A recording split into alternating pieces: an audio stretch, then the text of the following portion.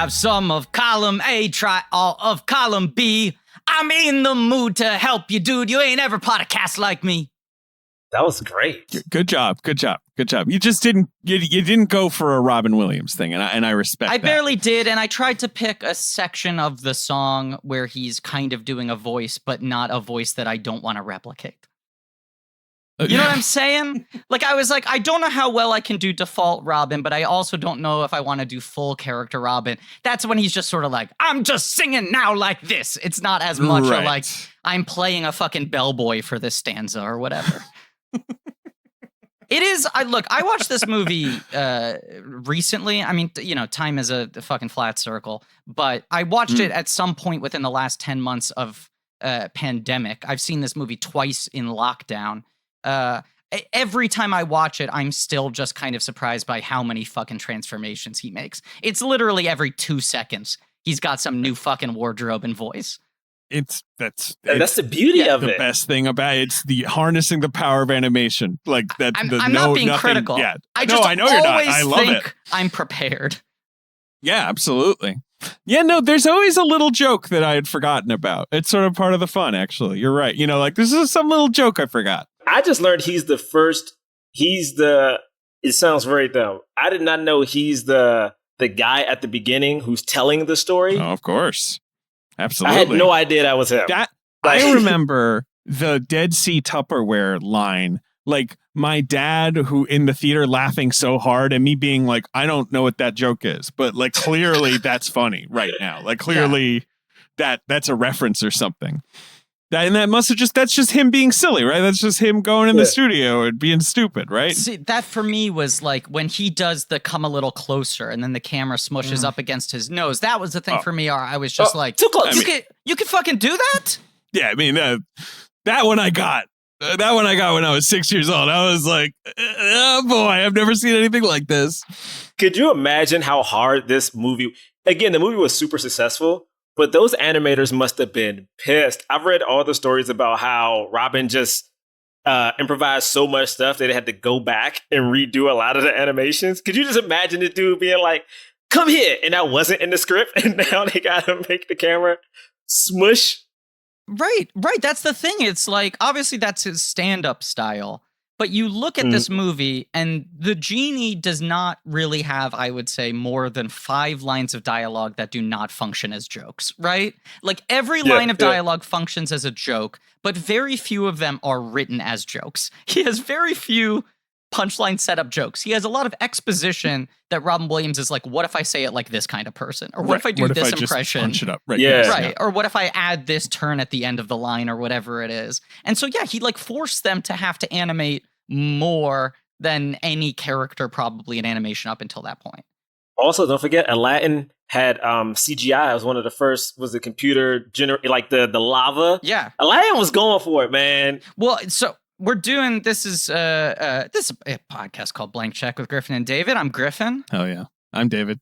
I appreciate your support of me being Griffin. I like the little hell yeah I got as a... Hell yeah. I know you were probably saying it more in response to me starting the show, but the way it timed out, it sounded like you really like that I'm Griffin.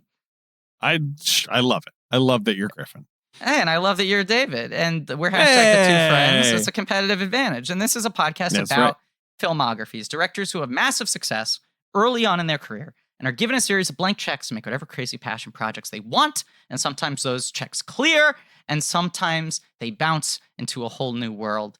Baby. And this is a mini-series on the films of Musker and Clements, chronicling the Disney Renaissance, the rise, the fall, the rise again, and then the retirement of these two guys who were kind of there, the front seat for these this interesting 20, 30-year period of Disney feature animation. It's a mini-series called The Pottle Mercast.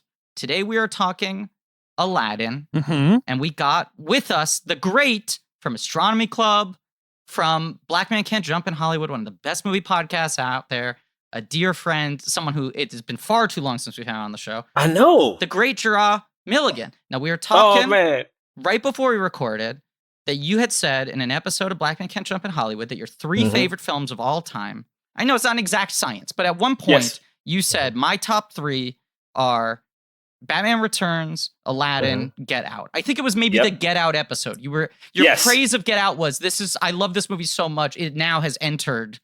It bumped The Wiz. Right. The Wiz was in my top 3. It bumped The Wiz. I mean, again, Aladdin was the first time.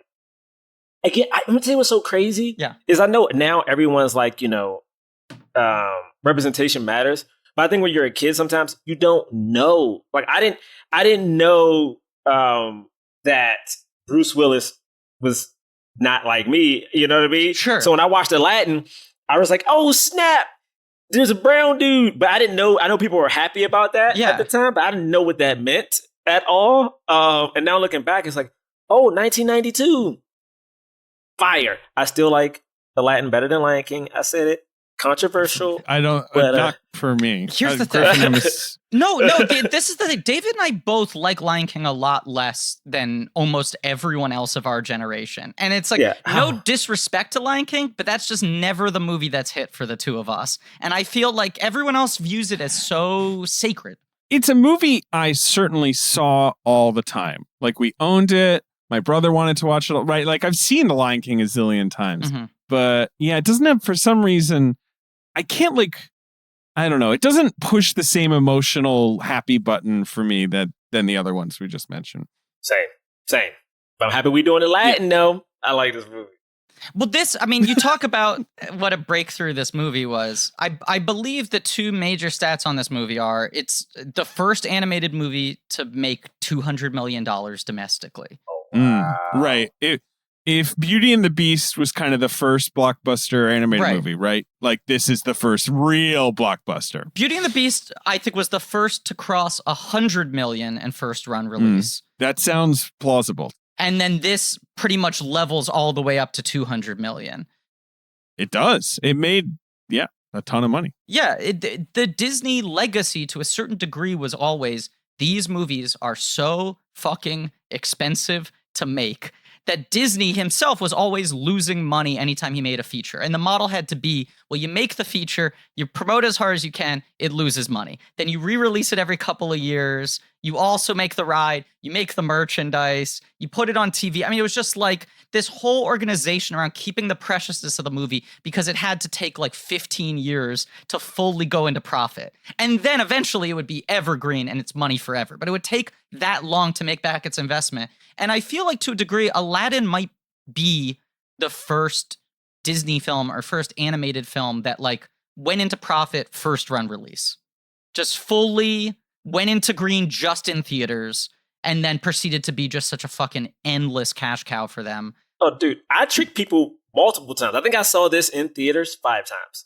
I remember I saw it so many times. I was like, oh, I told my auntie I wanted to see it. Or maybe I had a friend who had a birthday party to go see it. My mom said to me, I never forget it. She goes, no. This is the only time she's ever said no. When I was like, oh, can I go to the movie? She was like, no, you've seen this already. And I was like, no, I mean, like once. No, didn't you go with such and such? And she just started clocking every time I saw it. I was like, I remember it. And I was like probably 5 or 6.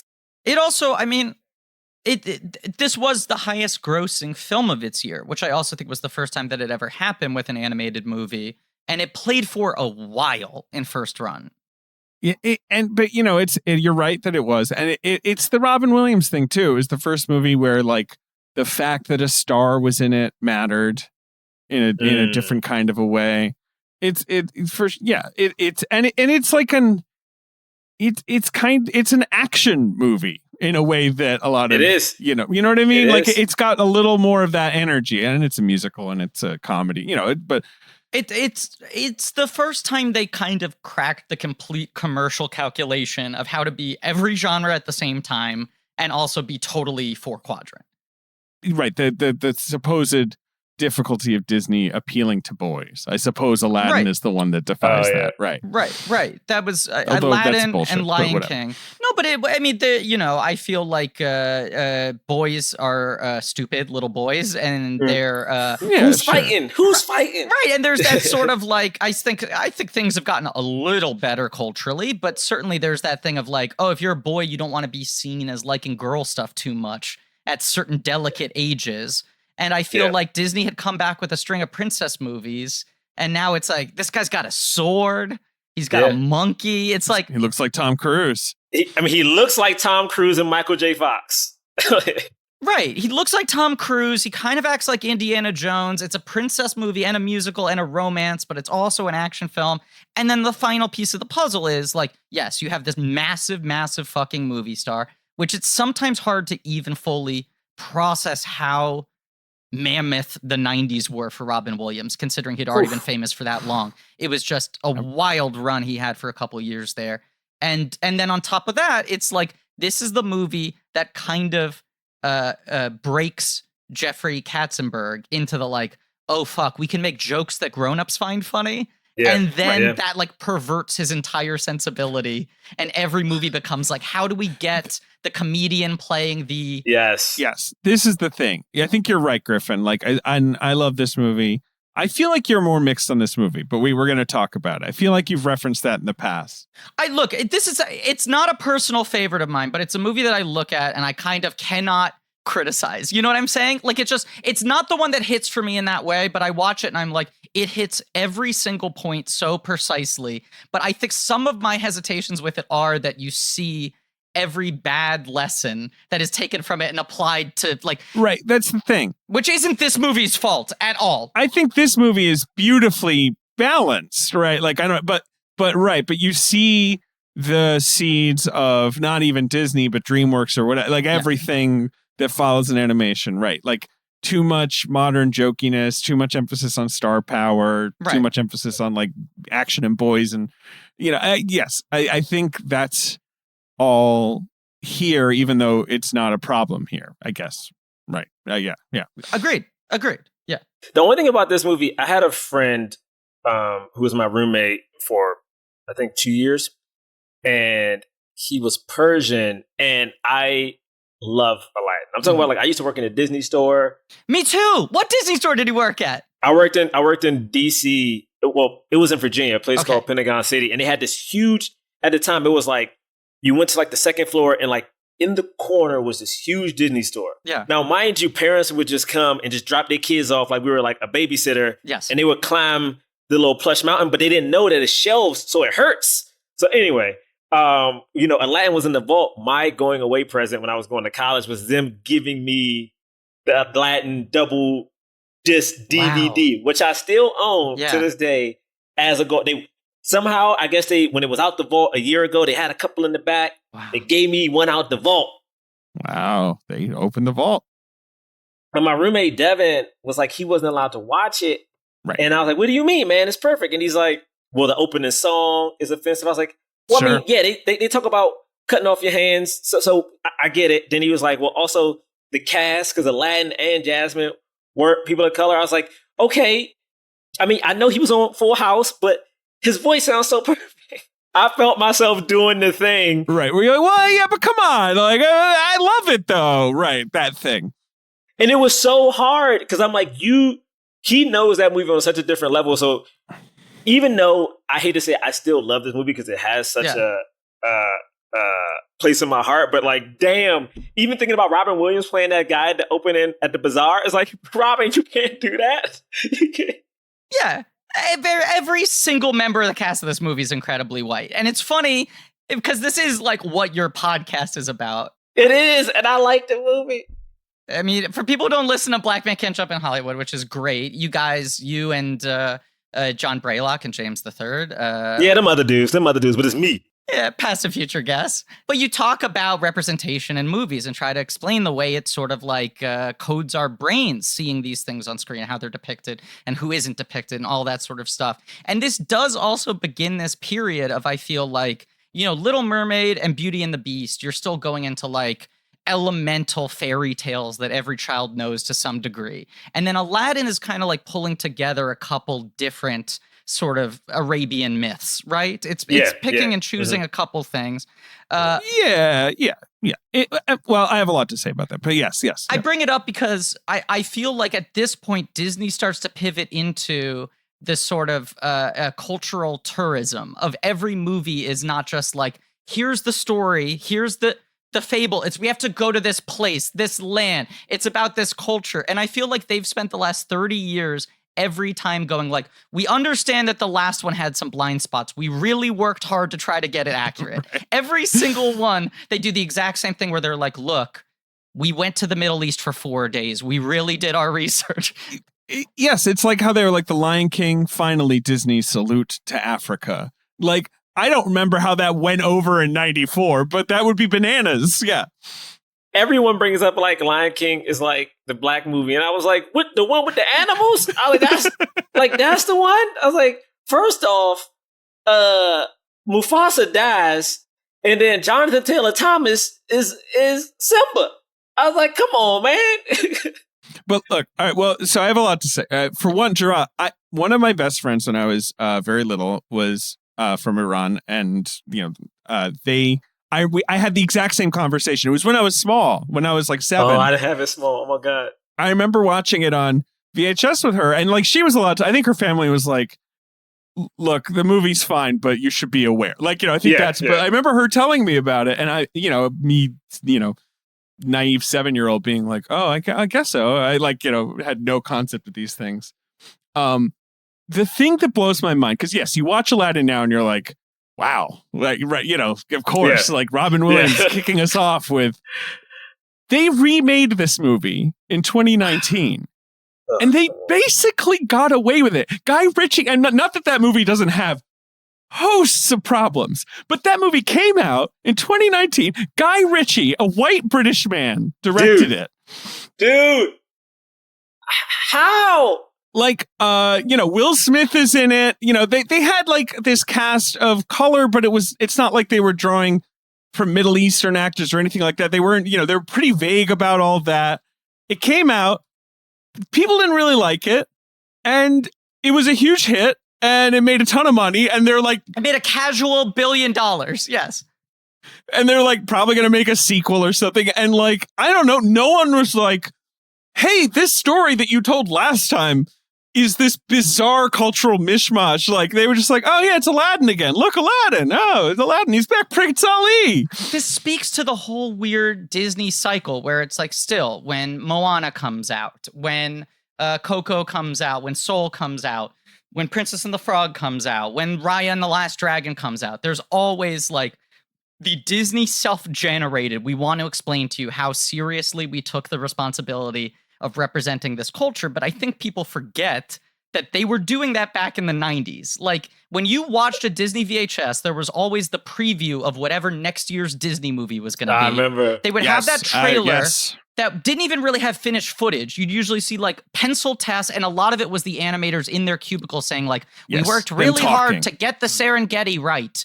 Here, we drew a real lion. It's always like a bald guy with glasses in a Hawaiian shirt. And he's like, yeah, no, we went to China. Mulan is going to be, you're like, okay. Right, and people talk about like fucking like, 2020, like cultural sensitivity. It's like, that was 1992 white dudes being like, representation matters. We take the responsibility seriously. We're trying to tell this story correctly. We just reviewed, or it'll be out by the time this out. We just reviewed Soul, and I had such a problem with it. Like, I had such a problem with it, and it was the racial component of it. Like, again, sure, like how you guys are doing the whole Disney, like the rise and fall of like, the greatest era. To me, the movie that did it in was Princess and the Frog. We can get to that later because there were so many missed opportunities in that movie. But it's like, it's one of those things where, not only do I think you need like going to the Guy Ritchie part of it, that was such a mistake. And it felt like that mistake was doubled down. Because there are certain things that, like, for instance, if I wanted to make a movie and I wanted to make it about something that is strictly, like, women related, like something that is like, yeah, I may be able to know, I may be able to have people come on and counsel me, but there's so many intricacies to their everyday life that, like, I don't know what it's like to be catcalled. You know what I mean? I don't know what it's like to feel uncomfortable walking past construction workers. Like, those are things I just innately don't know. So when I make that film, it won't be second nature to me to do it, So I will need help. And when I think about Guy Ritchie and Aladdin, there's so many people who could make this movie. Yeah. And they had a Bollywood number at the end. I was like, why did you do this? Why? It is wild that, yes, I forgot about that. It's so bizarre. I also just think that cycle, it's so fascinating that it's like they were aware of these things the first time around when they were making these original films, right? Then the films become like beloved, nostalgic classics for generations. And people are like, I know it's got problematic elements. I know the cultural stuff is this. I know the gender stuff is this. But come on, I love it, right? Then they announce that they're going to do a new live action remake. And every time people are like, I mean, it feels a little dodgy. We all let the original pass, but if you do the same things again, we're all going to be harder. And they go, trust me, we understand. We've put together a council. We have a council of sensitivity. They're looking at every single thing we do. We're really trying to, she's going to have a new song, and the song's going to be about the fact that she has a song this time. She'll never be speechless. She'll never be speechless. You're never going to make her be speechless. And then the movie comes out, and then people go, yeah, it's still got a lot of the same problems. Weirdly, a lot of the things they did to try and negate the problems highlighted them even more. The movie makes a casual $1 billion. Everyone forgets, and then they just go back to liking the original more. Then we get that sequel soon. They're going to make a sequel, or supposedly, I guess. $1 billion. Right, $1 billion. $1 billion that movie made. Like, before it got to, like, home downloads. Yes, all of it. You know, Blu-rays. Right, exactly. Smooth billion. Just a quick, smooth, casual, offhand bill. It was like $1 billion tossed over the shoulder. And for how long? There was like 6 months of people being like, this thing's going to be a fucking disaster. Yes. Look at these chunky genie memes. Like, even just when the casting announcements were coming out, people were losing their minds. And then everyone just kind of begrudgingly shrugged their shoulders, paid $20, gave them $1 billion, and forgot about it. The reviews were like, this is bad film. Yeah, they're like, thumbs down F. And people are like, yeah, but I guess I'll just go see it.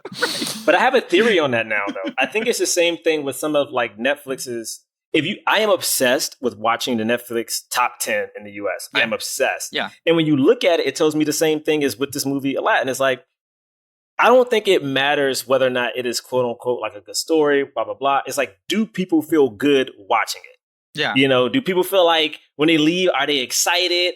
Are they like, do they have that smile on their face? And I think that's what this movie did. Like, I didn't like it, but I got to watch Aladdin with Will Smith and the Aladdin wore a hoodie. Yeah, so, you know what the live action Disney remakes largely feel like to me now? They feel like when there were those unlicensed themed pop-up bars where it's like, it's an Aladdin themed bar, and you're like, look, it's like legally they can't call it an Aladdin themed bar. It's called like Genie's Final Wish or something, and they're dodging around a lot of the copyrighted material. But it's like fun to stand in a room that feels like this movie I like, and I'm drinking a drink and it's blue, and they're playing the soundtrack, and my friends and I are having a good night. And mostly what it serves to do is makes you want to rewatch the original film. And I saw someone post this on our Reddit because we always talk about this phenomenon of like movies that don't exist. Movies that just like somehow came out, got a big release, some of them were even successful, and just have no lasting cultural legacy. And in a certain way, the Disney live action remakes are the ultimate movies that don't exist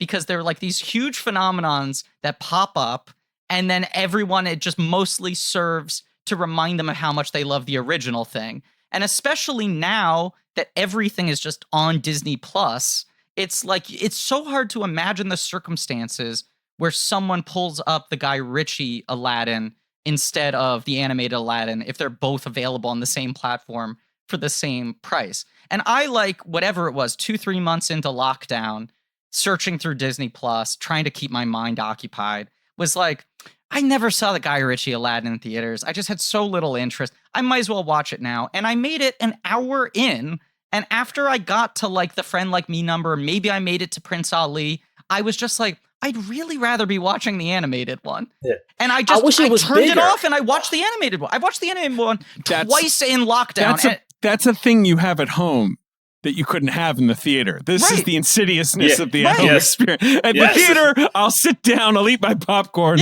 I'll watch Will Smith do his best in this shitty movie. Yo, and I'm gonna tell you what's so frustrating about that is that when you watch, I saw the live action one. In theater, me and my girlfriend, her brother went, and like I'm hyped. I mean, because it's Aladdin, no matter what. Yeah. And I'm like, you know what? They're gonna do. It's not gonna be in my mind. Like, it's not gonna be the exact same thing. Will Smith is gonna do a hip hop version of A Friend Like Me. Yeah. Right. So that's what I'm thinking. We get to it in the theater, the scene, and it's just the old one. But then when the credits roll, the music starts playing a hip hop version of A Friend Like Me. And I was like, why did you not play the DJ Khaled? Didn't have the guts. Friend Like Me. Didn't have the guts. They didn't want to mess with it too much. I feel like that's the thing with all these remakes. They're like, but we can't fuck with it too much. It's such a good song. That's the only way to make it work. Like, to me, it's like we keep taking these liberties, and it's like, I do love the stuff that they added with Jasmine, but then I was like, we didn't update Aladdin in any way. Like, he matter of fact, had less screen time than he did in the other one. I'm like, what? And when you watch the original animated one, to me, what was so cool about it is that, you know, I'm from DC. I'm from the area of Southeast DC. It's not like, at the time, it wasn't like the best area. So seeing Aladdin and this kid, you know, who was broke, you know, a street rat, get everything. You know, he wasn't super cool, but he kind of was cool, had a crush on a girl out of his league, you know, had one friend who was weird. He has one move. One move. Do you trust me? He says, "Do you trust me?" And he rolls an apple down his arm. Those are his entire romantic package. Yes, that's it, baby. Do you trust me? And it's like, and it's hard because to see that, and for me, like, that was the most important part. It wasn't the racial component, which I think that probably was more important for other people, but it was like the fact that this kid had nothing and he ends as a prince. Like, whenever does the dude get that stuff? You know, like, it's usually like, the young girl gets to become a prince, but I'm like, the guy can fantasize about a thing out of his league, and he got it. He beat the bad guy, you know what I mean? With his wits. Right. I mean, you always talk about, like, charting in movies with, POC leads, like, who ends up defeating the big bad. And how often in movies where you have a black lead, the white sidekick ends up being the one who gets the final shot in, you know? There's that weird sort of like, and Aladdin really is in control of this narrative the entire time. And it is interesting. I mean, the way you put it like that, you're like, on a sociological character level, this character is kind of a breakthrough for movies at that point.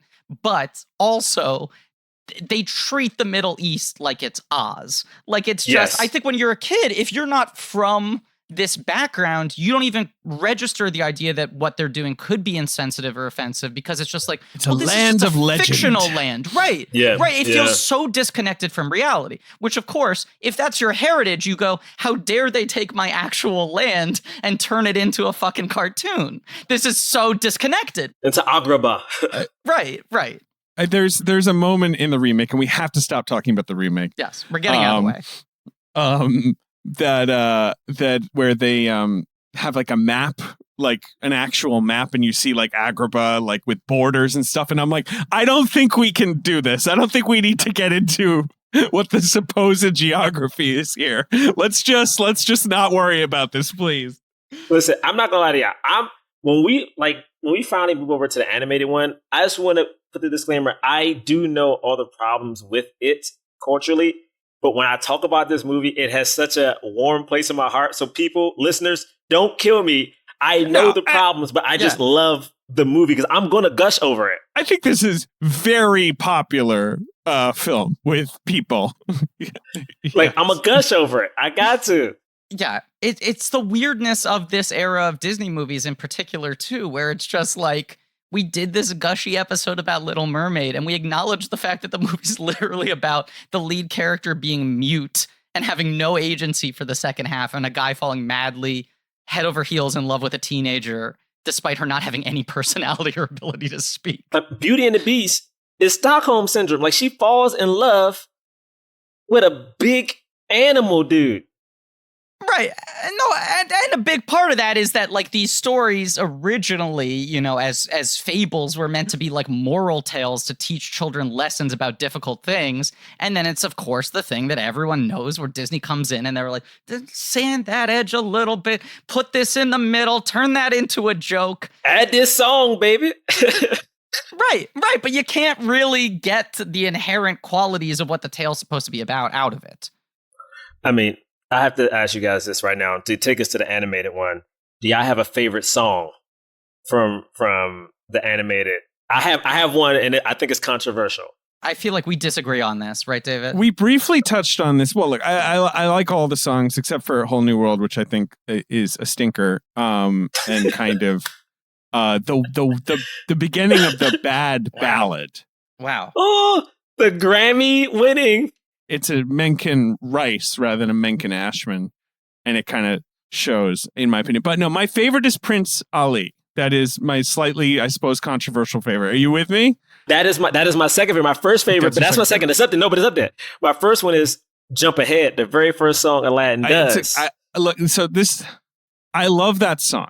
It's so funny. One jump ahead of the breadline. It's so good. It's so good. It's also just such a good musical song. It's like anyone can say that opening line and feel like you're on Broadway. You know what I'm saying?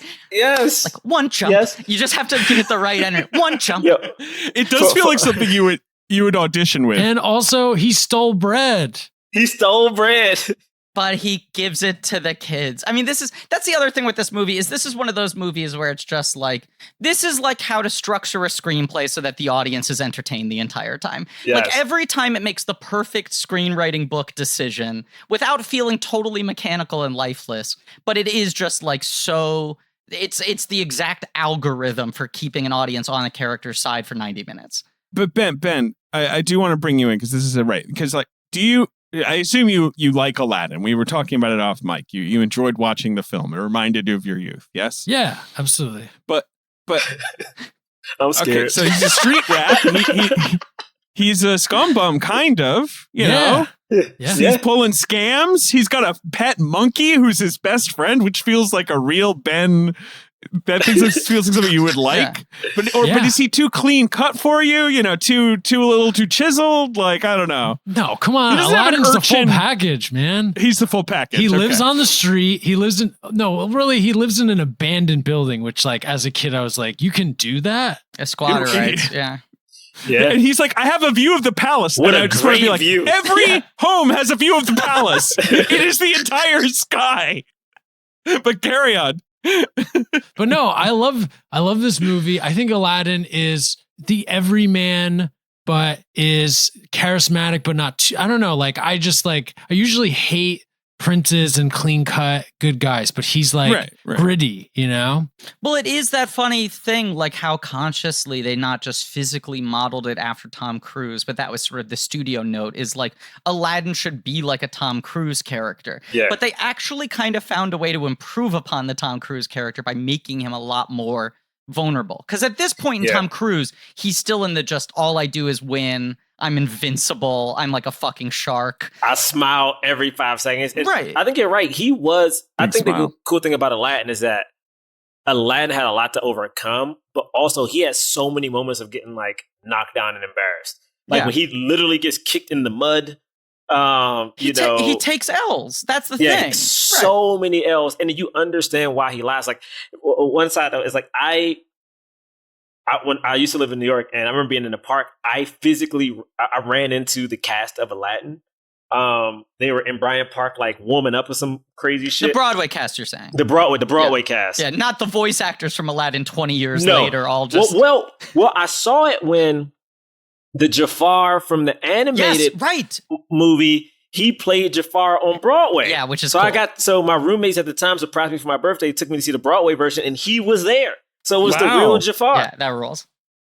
His name, Jonathan Freeman. Yeah. I didn't know Jafar was white until I saw it. I was like, oh man, interesting. They got this dude. And they're like, he's the real Jafar. I was like, say what? I think literally every cast member, right? I mean, is there a... It's every single one except for the singing voice of Jasmine. Yeah. Leah Salonga, of course, was Jasmine singing. An absolute fucking legend. But even like the smaller roles, there's that weird factor to this movie where you watch it and now every single part in an animated film is some known face actor.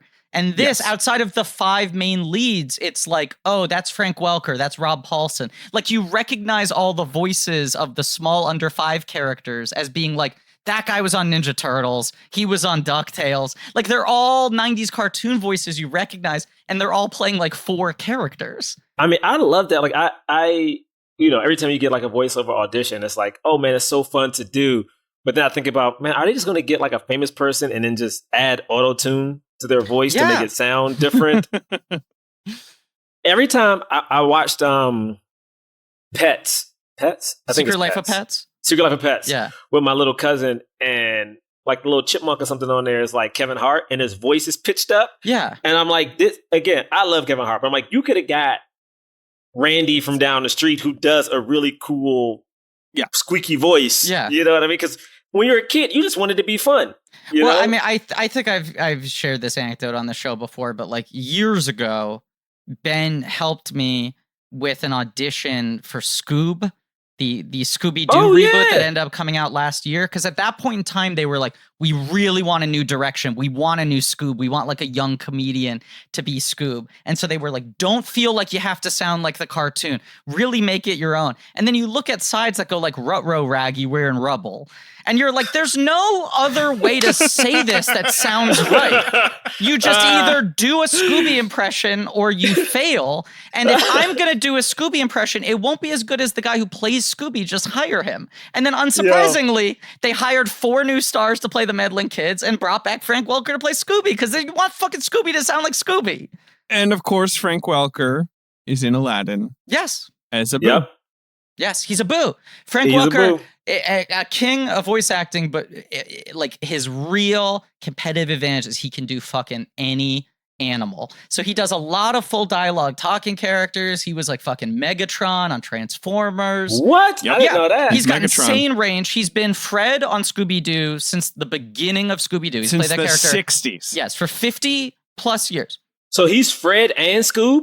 Well, yes, and then he took over Scoob like in the last 15, 20 years. Wow. So in this movie, I wanted to give him full credit. He is Abu, he is Raja, and he is the Cave of Wonders. This He's is what got I'm saying. 3 Oh, he's the performances. Cave of Wonders? Right. So like outside of the 5 main actors, they're just bringing in these pros and going like, pick 4 roles. Which ones can you do?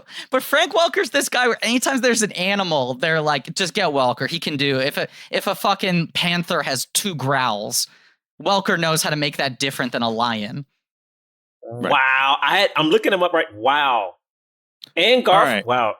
Oof, man. Yeah, he's Garfield now. Yeah. Is he Garfield now? Huh. He's Garfield now. Ugh, David. Oh, what's the matter, Griffin? David. It's me, David. I'm sorry. If I seem distracted this recording, it's my magic carpet is just so low thread count. You got a really flat magic carpet with no give. Yeah, and it doesn't even look that nice. The design is too busy, and I mean, I should make it clear if listeners don't know, obviously, we've been recording the podcast from home for about the last year now. And my setup is, I'm at my desk, I have my computer, I have a Zoom recorder, I got a microphone attached to an arm, and then I sit on a floating magic carpet. Right, floating magic carpet. But you're saying it's maybe a little lumpy. It's a little lumpy. Maybe like a little deflated. Doesn't have the fluff it used to have. Yeah, I just think about how much more comfortable I am lying in bed in my Brooklyn sheets. Right. Well, and the thing is, Brooklyn has a new product. What? I don't know if you know about this. They got a comforter that they're rolling out. So if you're feeling like it's time for a refresh on that front, maybe you like to hit the snooze button, stay in bed. Yeah. What's that? David, yes, I do like to hit the snooze button and stay in bed, but you're not going to believe what I'm about to tell you. What's up? It is quite the humble brag. Okay, go ahead.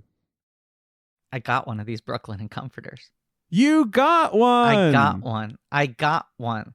They sent me one. Our nice friends at Brooklyn, and let me tell you, hoo boy, for someone who thought I couldn't like my bed any more than I already did, right? And my entire bed setup, which my bed these days counts as pretty much my office, my dining room, right, a lot my rumpus room, your rumpus room, my of rec course, center. Right, it's all of it. My bed's the one-stop shop for entertainment these days, right? Yeah. And I got this bed totally tricked out with various different sponsors of our podcast over the years and their products, right? The things they've sent and the things I bought because I like so much Brooklyn, and most of all. But this comforter, oh baby, I understand now why people talked about wanting to get like weighted blankets. You know what I'm saying? Mm-hmm. Like this isn't like all the way there, but I got like the heavyweight comforter, and man, it helps me sleep better, and it keeps me warm in these winter months. Absolutely. They've got a weighted comforter option for stress release. They also have a lightweight version, an ultra warm version. They have an all season that'll give you everything you want. Work all the day and all the night. Because this is Brooklyn and it's beautiful, it's high quality. They work directly with the manufacturers, so the price is fair. There's no markups. No. They got a variety of materials, a down alternative that's eco-friendly. Yeah. Obviously, it pairs very well with all their sheets and pillows and duvet covers, all the nice stuff they've already got. I'll throw this out because they offered to send a comforter, right? And I was trying to pick which one I wanted. Yeah, the various types. Yes, of course. I got one too. Should I get the down? Should I get the down alternative? I'm an allergenic person, but I don't think I have a down allergy, whatever, right? So I was like comparing reviews, and the best bedding sites all said, and like they were like, this is unprecedented, never seen this with any other company. I genuinely can't tell the difference between the down and the down alternative. That's incredible. Right. So I'm saying if you're a hypoallergenic person, you're like, well, I don't know. Should I get this? Am I going to feel like I'm getting a second-rate product? No, you're not. Anything you get from Brooklyn is going to be about the best it could possibly be. And I hope they make a magic carpet one day because it would make podcasting a lot easier. Or I could buy a chair. I don't know. It's one or the other. They're working on it. But look, you can treat yourself to the ultimate comfort with Brooklyn's Comforter Collection. Go to brooklinen.com and use promo code BlankCheck to get $25 off with a minimum purchase of $100. That's BROKLINEN.com. Enter promo code BlankCheck for $25 off with a minimum purchase of $100. That's brooklinen.com, promo code BlankCheck. One word, BlankCheck.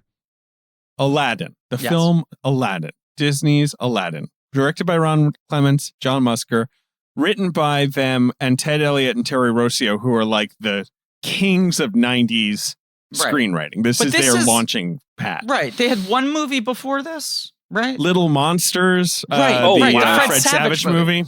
But this launches them. After this, right.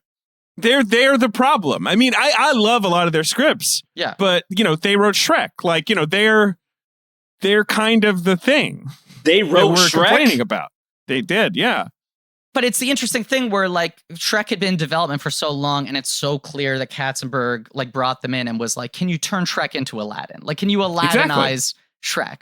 But they also, it's like this is one of the first times I feel like Disney brings in outside live action screenwriters in a major way. They become Katzenberg's guys, right? Because they worked on so many DreamWorks movies. But they go back and forth because they also do the Pirates of the Caribbean franchise. They do. They did Mask of Zorro. Crazy. Yeah, they do Mask of Zorro. Right. But they did Small Soldiers. Wow.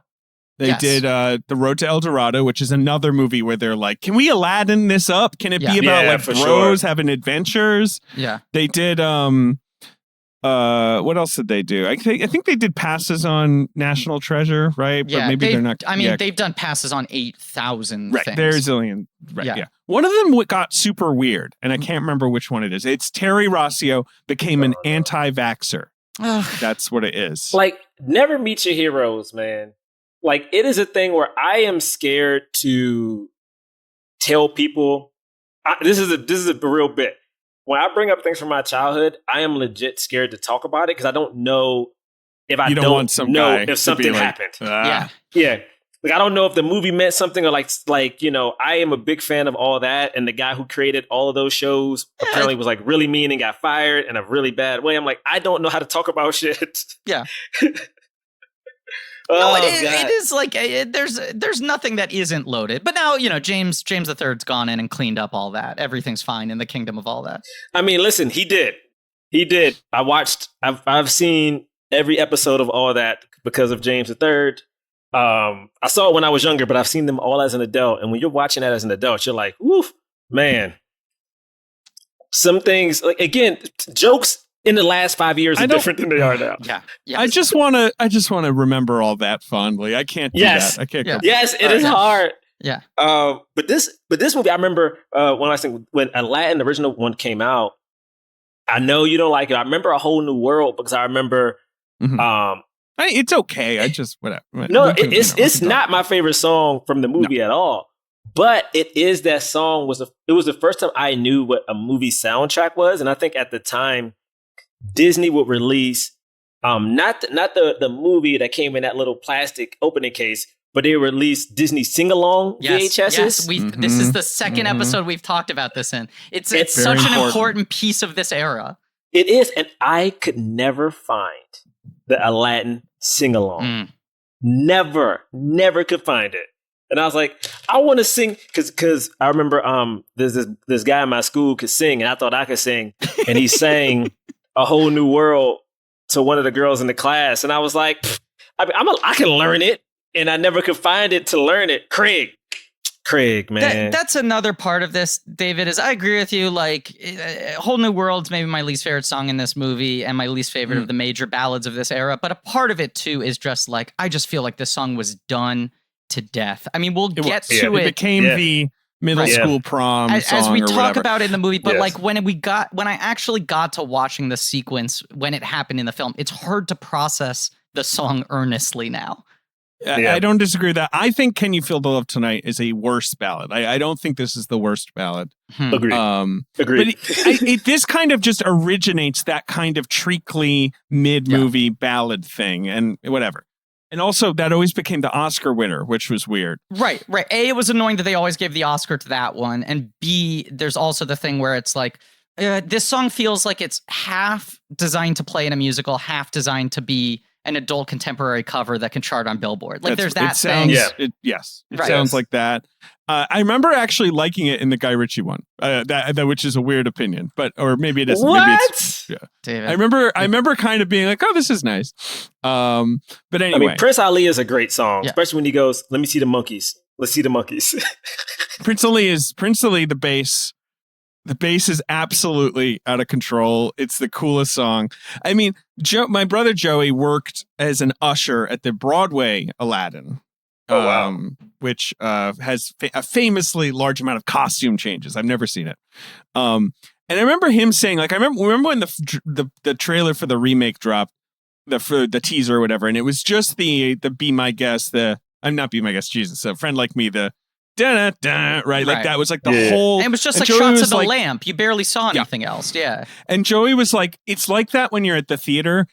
That's enough. Like, people get so excited just by that like bare bit of score. Like, it's so Pavlovian for everybody. Well, do you remember there was the Beauty and the Beast teaser that was just the camera circling the rose in the case, and it was just the whatever score. It was like the teacup or something that you end up seeing, but you just hear "Be Our Guest," right? Right. But they just played like the strains of one of the. I don't remember if it was the da na na na na or it was the beginning part or whatever. But it was like they put it up. It was 15 seconds long. It just had a shot of a CGI rose and the piano keys, and it was in 24 hours the most viewed trailer of all time.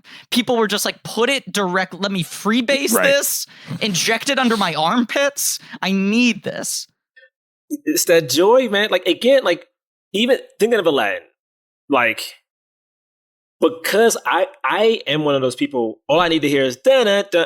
That's all I need. Like, when I watched the animated one and I watched it again for this podcast, and the moment the camera, like, once the guy goes away, the camera like goes into Agrabah, I'm in it. Like, I am full-fledged in it. And you see Aladdin running, like, guys, come on. All right.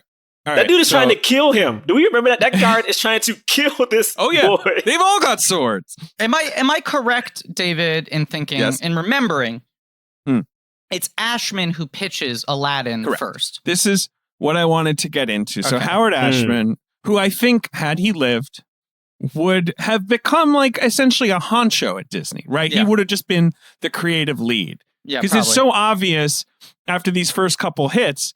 It's just like, this, if Katzenberg is your producer, Ashman will be the creative officer, right? Like, because he was full of ideas. Yeah, and had such an active hand in the shaping of the story on all these movies and the characterization. And just to give the quickest sort of brief for people, but everyone should watch the Howard documentary on Disney Plus. Right, we mentioned it, I think. But Little Mermaid's the first one.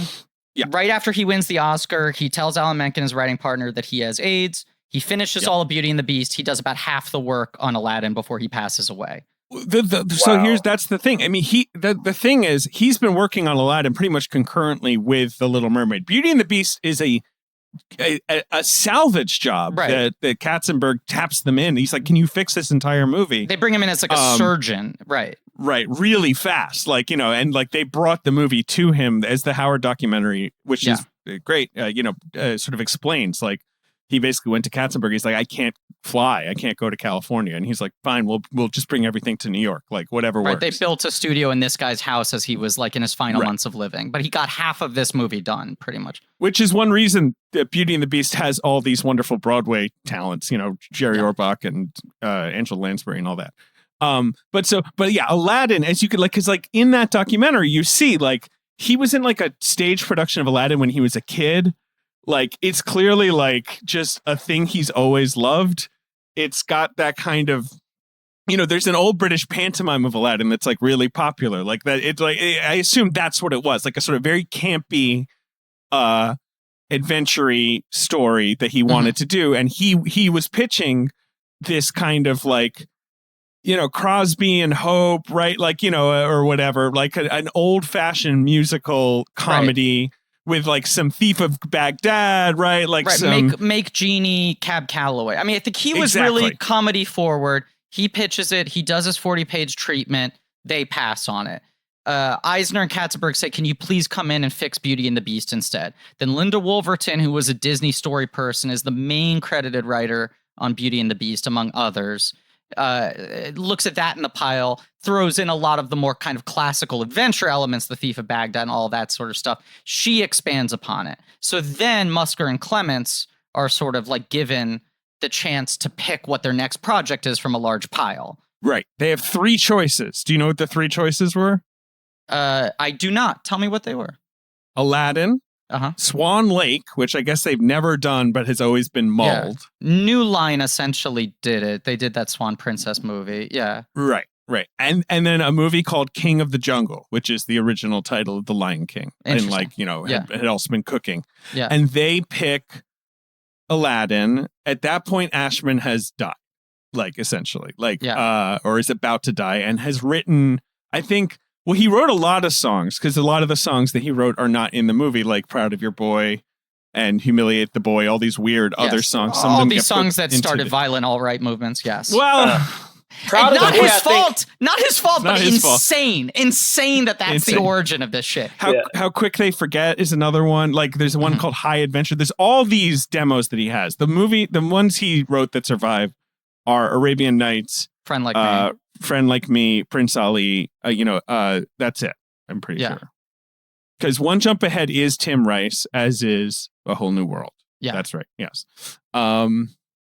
So Aladdin, right. But it's just sort of crazy to think about it. It's this sort of like tail end project from this passion project from this dead genius who like just tragically passed. It's kind of like his AI, except if Kubrick had only made 2 movies when he was alive. Right.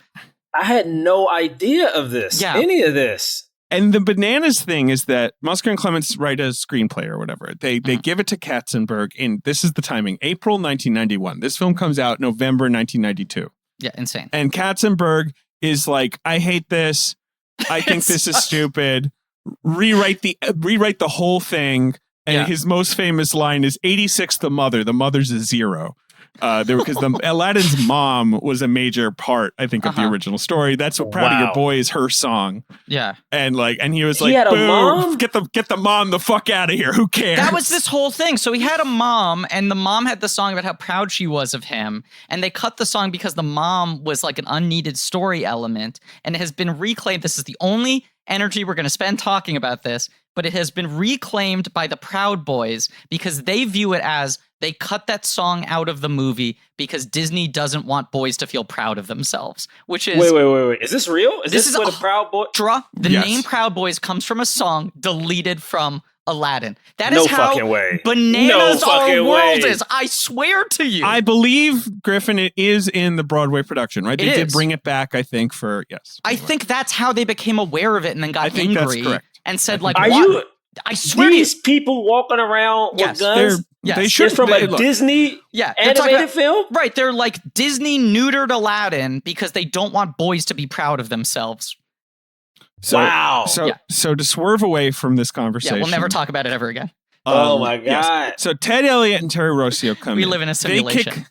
They kick the mom out. They give Princess Jasmine a little more to do. I think she was a little more static as a character before. Maybe, I think they bring in like, she wants to escape the palace. Right. They give her more. And I just want to recircle. I know we've already established this, but at this point in time, like the people who work in animated films are animated films people, right? Like the screenwriters of animated films tend to be people who have animation backgrounds. It's voice actors. It's all that sort of shit. The idea of hiring in like two hotshot young live action screenwriters to come in and fix a screenplay is also kind of unprecedented at this point. Well, this is my favorite edit that they make. Iago is like is a British butler type. That's how he's written.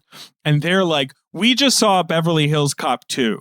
Gilbert Gottfried's really funny in that. Let's just make Iago Gilbert Gottfried. What do you think? Like, we'll just have Iago have that energy. Like, that's the kind of shit and that kind of zazzing is eventually going to be a problem for animated movies. Yes. I don't think it's a problem here. I think Iago's the best. Iago, guys, he really makes me laugh. He's really funny. I was so ready for Iago to be a grating element, and it is incredible that kind of every Iago line still lands. It's still funny. I'm malting. First off, Iago. Listen, I'm gonna say how deep my Latin goes. I used to own Return of Jafar. Of course, Iago gets his own song, and it's him leaving. It's his breakup song with Jafar. Return of Jafar is a lot of Iago in my memory. He's very Iago heavy. Yeah.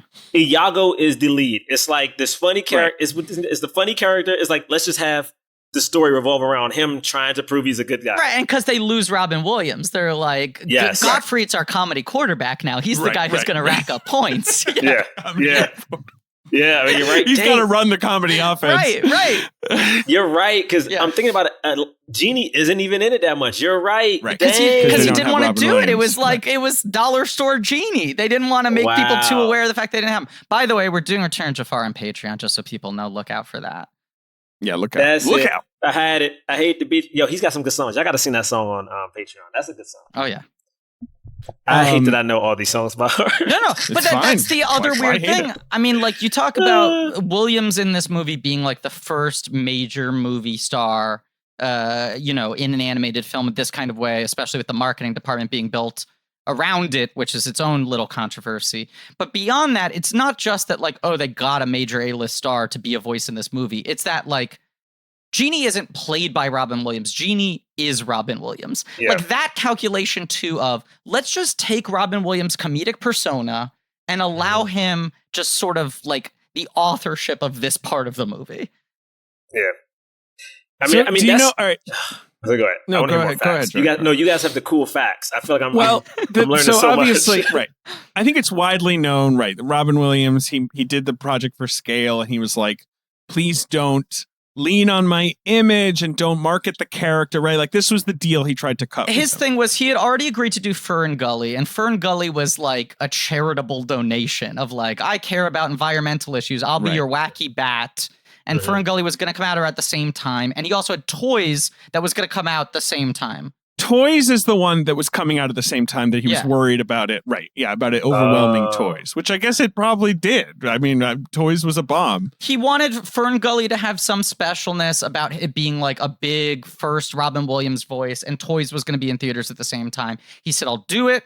But like there were all these contingencies of like, you can't put my name above the poster. You can't put it in the trailers. The Genie character can't be bigger than any other characters in the marketing. You can't make merchandise. They did all of it. They told him to go fuck himself. They did it all. They said yes. They looked him in the eyes. They shook his hand and then just broke every single promise. Wow. Well, the other thing is, and I'm sure this is how, I'm sure someone looked him in the eyes, but Disney is this big, company where like, there's no way the marketing department is like, oh, you promised him? Yeah, sure. We won't have the Genie toys. Right. Yeah, well, we'll cut those. But also the poster is literally like framed by Genie, like holding the poster. It's like him going like, welcome to my movie. And he was like, the character cannot be more than 5% of the poster. And they like made a border of this guy. Dude. He was that movie to me. Yeah, of course. But do you guys know about how they tried to appease him, how they tried to apologize? No. They sent him a Picasso painting worth millions of dollars. Like to be like, we're so sorry. How about this masterpiece? You're interested? We'll flip you a Picasso. And here's the problem. Here's the problem. He already owned one. He had the same one already. It was a self-portrait of the artist as Vincent van Gogh. I'm reading this verbatim. I don't, but just imagine that, whatever that is. And it clashed with his decor, so he wasn't into it. So it did not repair the relationship. Oh my goodness. Also, why not just give him the money? I know. Yeah, why not just give him like $1 million bucks? Give me, hey, this movie made 300 something million dollars. Slip me $5 million real quick. But that's the wild thing, Jerah. Not only is he like, fuck you, I'm not doing Return of Jafar. I'm not doing any live action Disney movies either. Like, get ready to not have Disney films in your portfolio. He gets paid like 50 times more for the third direct-to-video movie for Aladdin and the King of Thieves. The King of Thieves. Yeah. They get him back for King of Thieves. They record all of the dialogue with Dan Castellaneta, voice of Homer Simpson, who played Genie in Return of Jafar. Then they brokered a deal with Williams at the last second. He redubbed all the dialogue when animation was done, and they paid him like $5 million. And he got like what? I mean, he got like $25,000 for Aladdin. $75,000. The other thing was Katzenberg was gone. Yeah. Katzenberg had left. Right, Katzenberg was gone. That's why they agreed to do it, because he blamed Katzenberg directly. Right, and Joe Roth was in charge, and he organized some sort of public groveling to Williams to, make amends. Or they made him a Disney legend. They gave him millions of dollars to be in a direct-to-video movie. Look, they gave him his own Cave of Wonders. Like, they've got a lot of stuff they can do. Are y'all telling me that Aladdin, Genie in Aladdin, Robin Williams was paid $75,000? Yeah, and he was like, look, I'll do it for scale if you don't blank, blank, blank, blank, blank. And they were like, cool. Right. Guess what, everybody? We got Robin Williams for $75,000. Slap it on the poster. Dude, that is evil. I didn't know it was that. I thought, half the time, like, actors complain about stuff. It's like, I got paid him $3 million, but I should have got $6. I didn't realize wow. And that movie made almost $500 million. Yeah, and this is like Robin Williams, who's already been a star for like 15 years at this point. Wow, that is. You guys, stop ruining this movie for Jerah. Come on. Oh my goodness. Thank you. No, Ben. It's fine. Every movie is, there's no ethical consumption of capitalism. They're all bad. Oh my God, that is evil. Like that is. Whew. It's probably also, given the tight turnaround that we're talking about, given the fact that they kind of junked the script, with like a little more than a year out, I'm sure it was one of those classic hothouse, they made it under really compressed conditions. It doesn't look like it. It's a gorgeous movie. I love the character animation in Aladdin so much. I love it's got this sort of Al Hirschfeld, right? The big rounded faces and, the geometric, like everyone's the sort of like a weird shape, like the Sultan's this little squat thing and Jafar is this big, tall, skinny thing. Like, I love that. Like, I love how it looks. It's a great movie. It's fucking hilarious. Glenn Keane, who we've already talked about, who's like the secret all-star pitcher within Disney Animation at this point, who they never let direct to film, but he's still the supervising animator on this one. And then Eric Goldberg is the main animator on Genie. Because at this point in time, Pixar sort of changes the workflow, and Brad Bird changes the workflow with Iron Giant. But at this point in time, animation is mostly done by like a team is assigned to each character. And you have a team working on performance, and then the supervising animator makes sure the things all kind of fit together. So Goldberg's in charge of Genie, which I think is just kind of like a bravura revolutionary piece of work in character animation. Absolutely. But I love it all. Like, I love Jafar, how still he is, right? Like, like his weird physicality. Like, all of the character animation in this is so good. Do y'all know why Jafar's face and neck are two different colors? That's one thing I always never could figure out. Was like, was he wearing something? I'm Googling. I think he's wearing something. He's got he's got the yellow, you're like a sort of golden colored. Yeah. But it's part of his like, robes or whatever. It's a high collar. I guess it must be. Yes. Because he's supposed to look like super, right? Like everything about him is tight because he's sort of like holding all this, nastiness in. He's real snake-like. He's like slender. Like his face has it comes to a point a little bit. his whole characterization was originally much more like a irritable kind of fussy guy. And they were like, no, he should be scary. Like we need to I loved it. We need to sort of make him a little more menacing. This movie does villain. do the Star Wars thing. Which one is it? Empire Strikes Back.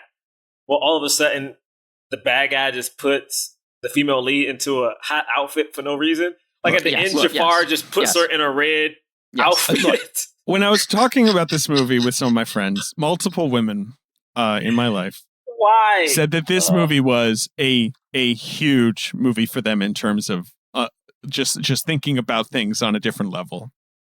Formative is the word that multiple people in texts use about the Jafar puts Jasmine in an hourglass sequence. Had not thought about it in this way before, but I just want to shout all of that out. I just want to mention it.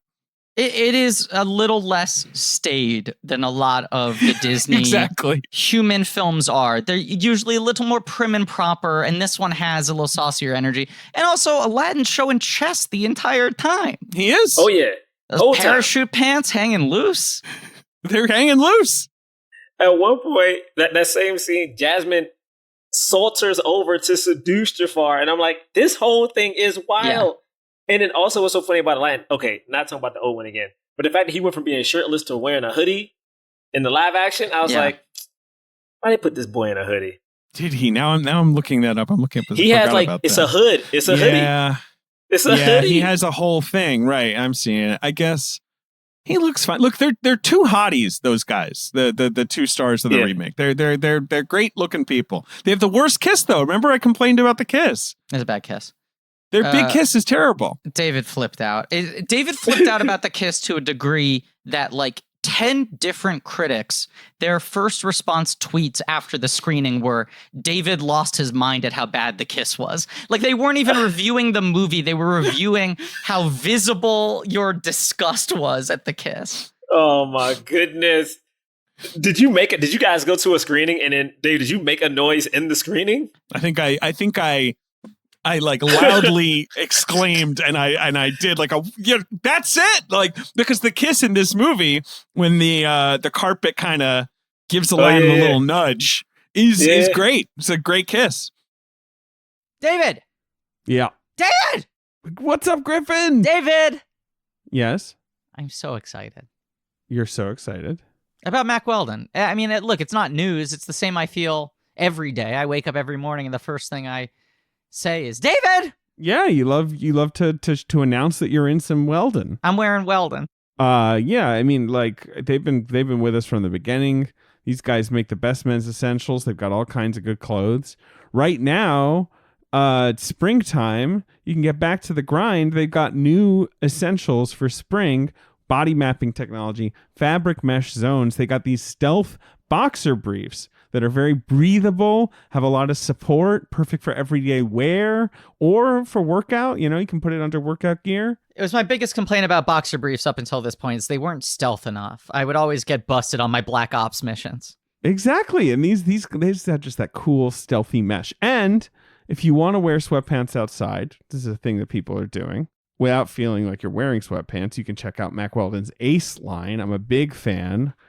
Personally, in this time of soft clothes, this glorious reign of soft clothes. My Ace Mack Weldon sweatpants are, bar none, no hyperbole, my single favorite item of clothing these days. I live for them. I never sadder than I am when I realize it's time to throw them in the wash. You know, and I realize it's hamper time. They're out of commission for a little bit when I've just run them down. I'll say likewise, look, I'm not doing great. I go do my laundry. I bring the laundry bag upstairs and I just dump it out on my floor and I have a clothing pile next to my bed, right? Cool. Right? Doing great. But you know what do you know what the one joy of that lack of functionality in my life is? What? That I reach my hand when I wake up, I go, and I reach my hand into the clothing pile. And sometimes I pull my hand out and I see a pair of Mack Weldon underwear and it feels like I won the lottery. It feels like I won a claw machine. We got to talk about your laundry routine, but I know the feeling where you're like, oh, it's a Weldon day. Look, it's a Weldon day. They've got comfortable stuff. It's a consistent fit. It's really easy. You know, once you find the stuff you like, you can just go back there and like, you know, restock on whatever you need or get some new styles. They have this loyalty program, the Blue program, where level 1 gets you free shipping for life, and level 2, which you just need to spend $200, you get 20% off every order for a year. Mm-hmm. And they have a guarantee, so if you don't like your first pair of underwear, you can keep them. They'll refund you, no questions asked. Now, Griffin. Yes. For 20% off your first order, you can visit macweldon.com/check and enter promo code check. That's macweldon.com/check, promo code check for 20% off. Mac Weldon, they're reinventing men's basics. A good lesson to boys, because I think so many times, like, you know, if you're not the biggest guy or the most handsome guy, you always try to lie or peacock or do something to like get the girl, if you will. Whereas like the whole message of this is to not lie and just be yourself. Like so many times people tell him, hey man, be yourself. You know, even when Jasmine catches him like kind of towards the end, she gives him the chance to tell the truth and he still can't do it, because I think there's a thing with, at least, I don't know, at least when I was with boys, it's like we weren't taught to emote in a certain kind of way. It's like, you know, you don't cry, you don't show weakness, you don't do these things. And Aladdin was a character who, because of the streets, was probably taught the same thing and had to learn as the movie went on. Hey, it's okay to just be a street rat, man. That's just not where you want to end up. It's like you don't have to lie about who you are. Just try to attain something else. And I was like, this is cool. And I think that's one of the things that, outside of, you know, the songs and stuff, like I was like, that's what I took from this movie. It's like Aladdin went on a journey. He learned something and he overcame it himself. Like his agency was always there throughout the whole movie, which I think is cool to have for a title character. I also think, I mean, like two really smart calculations they make are, one, he's innately got a lot of compassion and empathy from the beginning. It's like, it's so rote on its face, but it is truly so effective to have that whole one jump sequence, have him steal this bread, outrun the guards, and then see two kids who have it worse than he does and give him the bread, right? It's just one of those things. It's a great intro. You're just like on this guy's side for the rest of the movie. It's so hard to lose faith in this dude after that point. And then Abu does too. So then you're also like, all right, well, this fucking monkey rules too. But I do stand that Abu is like, and then he's like, all right, fine, have the bread. Abu's more begrudgingly giving up the bread for the right thing. Abu's like, man. I personally am not a huge fan of comedies that are predicated on a lie or a misunderstanding about identities. They tend to just stress me out. They just go on too far, and then it gets to a point where people overreact or they underreact. I can't believe you said you were a baker. Like, At a certain point, the behavior just stops making sense, and then things are resolved way too neatly. A thing I like that I think this film does well is that Aladdin has the guilt and the doubts about what he's doing the entire time. It is not a movie where he's just like, I've nailed it, I've created a fake persona, everyone loves it, and then he gets caught and has to apologize. There is that constant reckoning with like him saying to Genie, like, but does she actually like me? Yeah. I know this isn't real. This is a fiat currency. And that you're it is. It's that you're watching it and you're like, well, she doesn't like that he's a prince. Right. In fact, that's the least interesting thing lesson about him. She likes that he's Aladdin because he's he's a cute, sexy guy. Like, and but his whole life is different. Yeah. Right. And that's the thing. He's like, well, my only ticket to success is pretending to switch classes, is to be an aristocrat. That's the scariest part to me when it comes to dating, period. It's like you want to make sure it works, but like showing who you really are is like, is this person like that? Or is this person like the person on the first date or second date? If they know I like watching TV on the couch all day, every day, do they like that? That's the thing. I'm just like, I am very exciting on a first date and very boring in day-to-day life. Yes. Bruh. It's like, on a first date, I give him my Letterman 5. I'm doing my best material. You're funny, you're charming. Yeah. And then, when you're home, I tell people all the time, it's like, when I'm home, I don't like talking. No, I don't want to do shit. No, I'm like, that. The cut-on switch is when I got to do the song and dance for people. But like, when I'm at home, man, I just don't want to do anything. And I think that's, man, we're making Aladdin sound like the deepest movie of all time. But I do it's got some shit in it. It's got some shit. I think it does. Then Genie. We didn't even talk about what Genie's going through. Genie has been trapped living his life for thousands of years by just serving other people. And when that man's little gold bracelets pop off at the end, I like, happiest I've ever felt. Literally the happiest. Here's a question that I need you guys to answer on camera.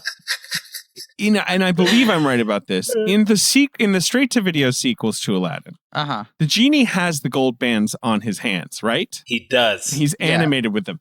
When I was a kid, I remember that bothering the shit out of me. I was like, are those not the symbols of his bondage? It's the RoboCop 2 problem. It's the RoboCop 2 problem. Don't put the helmet back on him. That's depressing. And they're like, no, but the helmet has to be on. That's the iconography. He looks a little naked without him. I get it. I get that they sort of complete the look, but I remember it really bugging me when I would see character the regression. ads for it. Hard agree.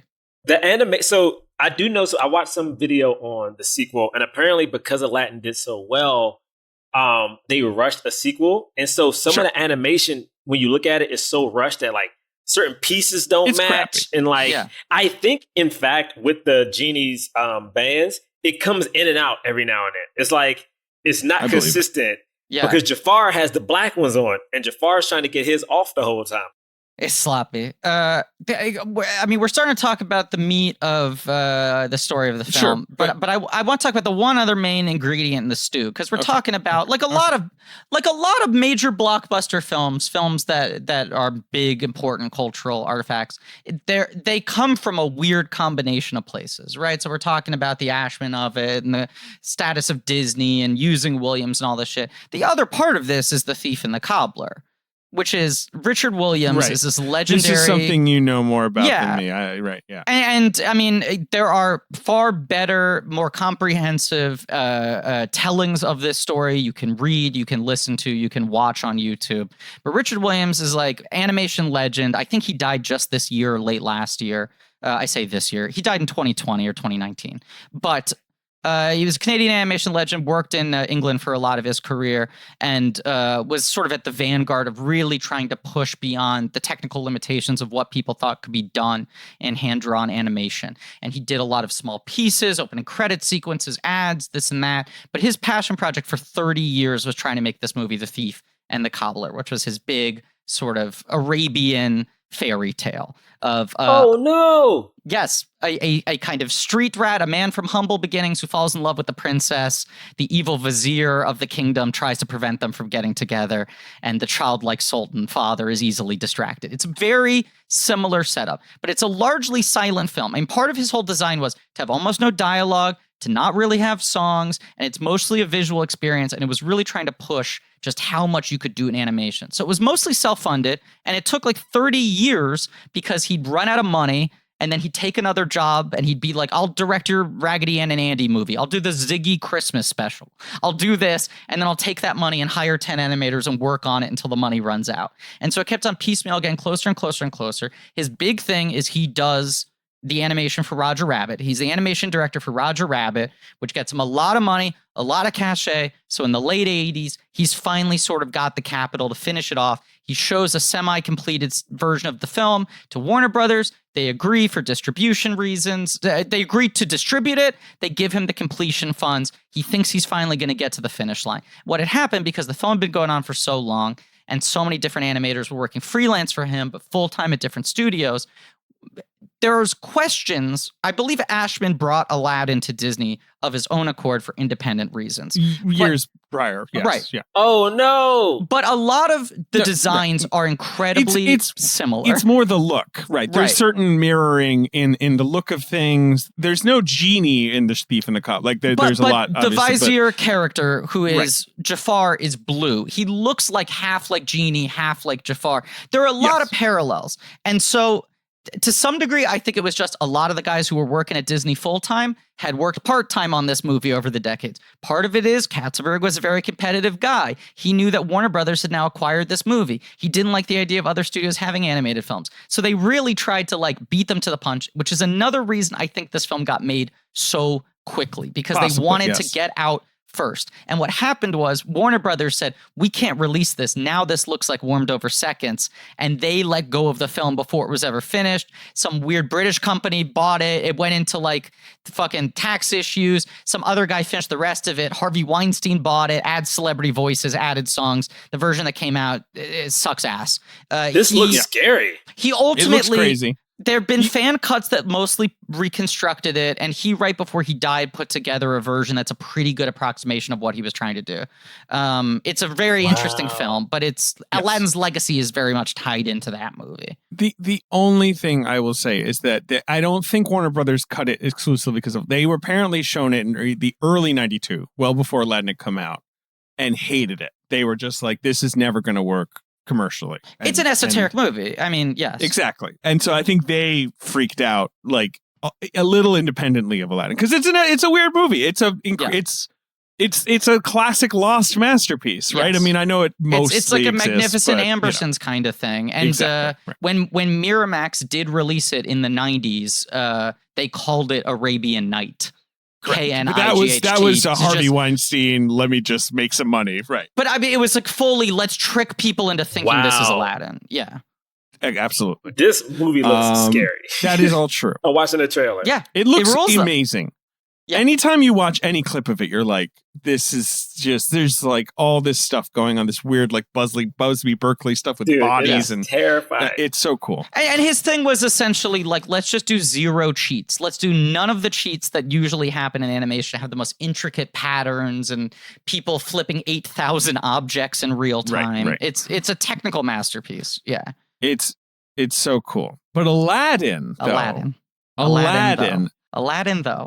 I want to point out, we like love One Jump Ahead, love the opening of Aladdin, but before that, you have the peddler first. Mm-hmm. You have that whole sequence, and then you have the Cave of Wonders sequence. Like it is a weirdly like sort of methodical start for a movie that's 90 minutes long, much like these other animated classics that pack everything in. Yeah, and gets through a ton of plot really fast. Like once it gets going. But Genie the opening is kind of slow. Right. Genie doesn't enter until over 30 minutes in. Friend Like Me happens at like 40 minutes in. And Aladdin doesn't come in until like 12 minutes. You have an opening song that is done by an unseen narrator over credits. Then you have a guy who is not factor into the rest of the film set up the stakes for you. Yep. Even with that, though, the movie doesn't feel too long, doesn't feel too short. And like when Aladdin comes in, it feels set up. Like by this point, we've heard the peddler talk about, the story of the lamp a little bit. Then we cut to the Cave of Wonders. We see the thief die. The movie opens with this dude just dying. He's dying. And then Jafar and Yaakov have this little piece of dialogue about finding the diamond in the rough, right? And it's like, we know it sets him up perfectly before he shows up. So like, no matter what that opening scene that we see Aladdin in is, we know he's pure of heart. So when we see him running and all that kind of crazy stuff, we know he had this beautiful friend. He had no reason. He was starving. He would have died, It's true. It's kind of clever the way the movie sets that up, where they don't try to make him like Neo. They don't argue he's the one, but through the framework, they make it clear to you, like, he has the inherent qualities needed, which means you have to trust us. This guy is good.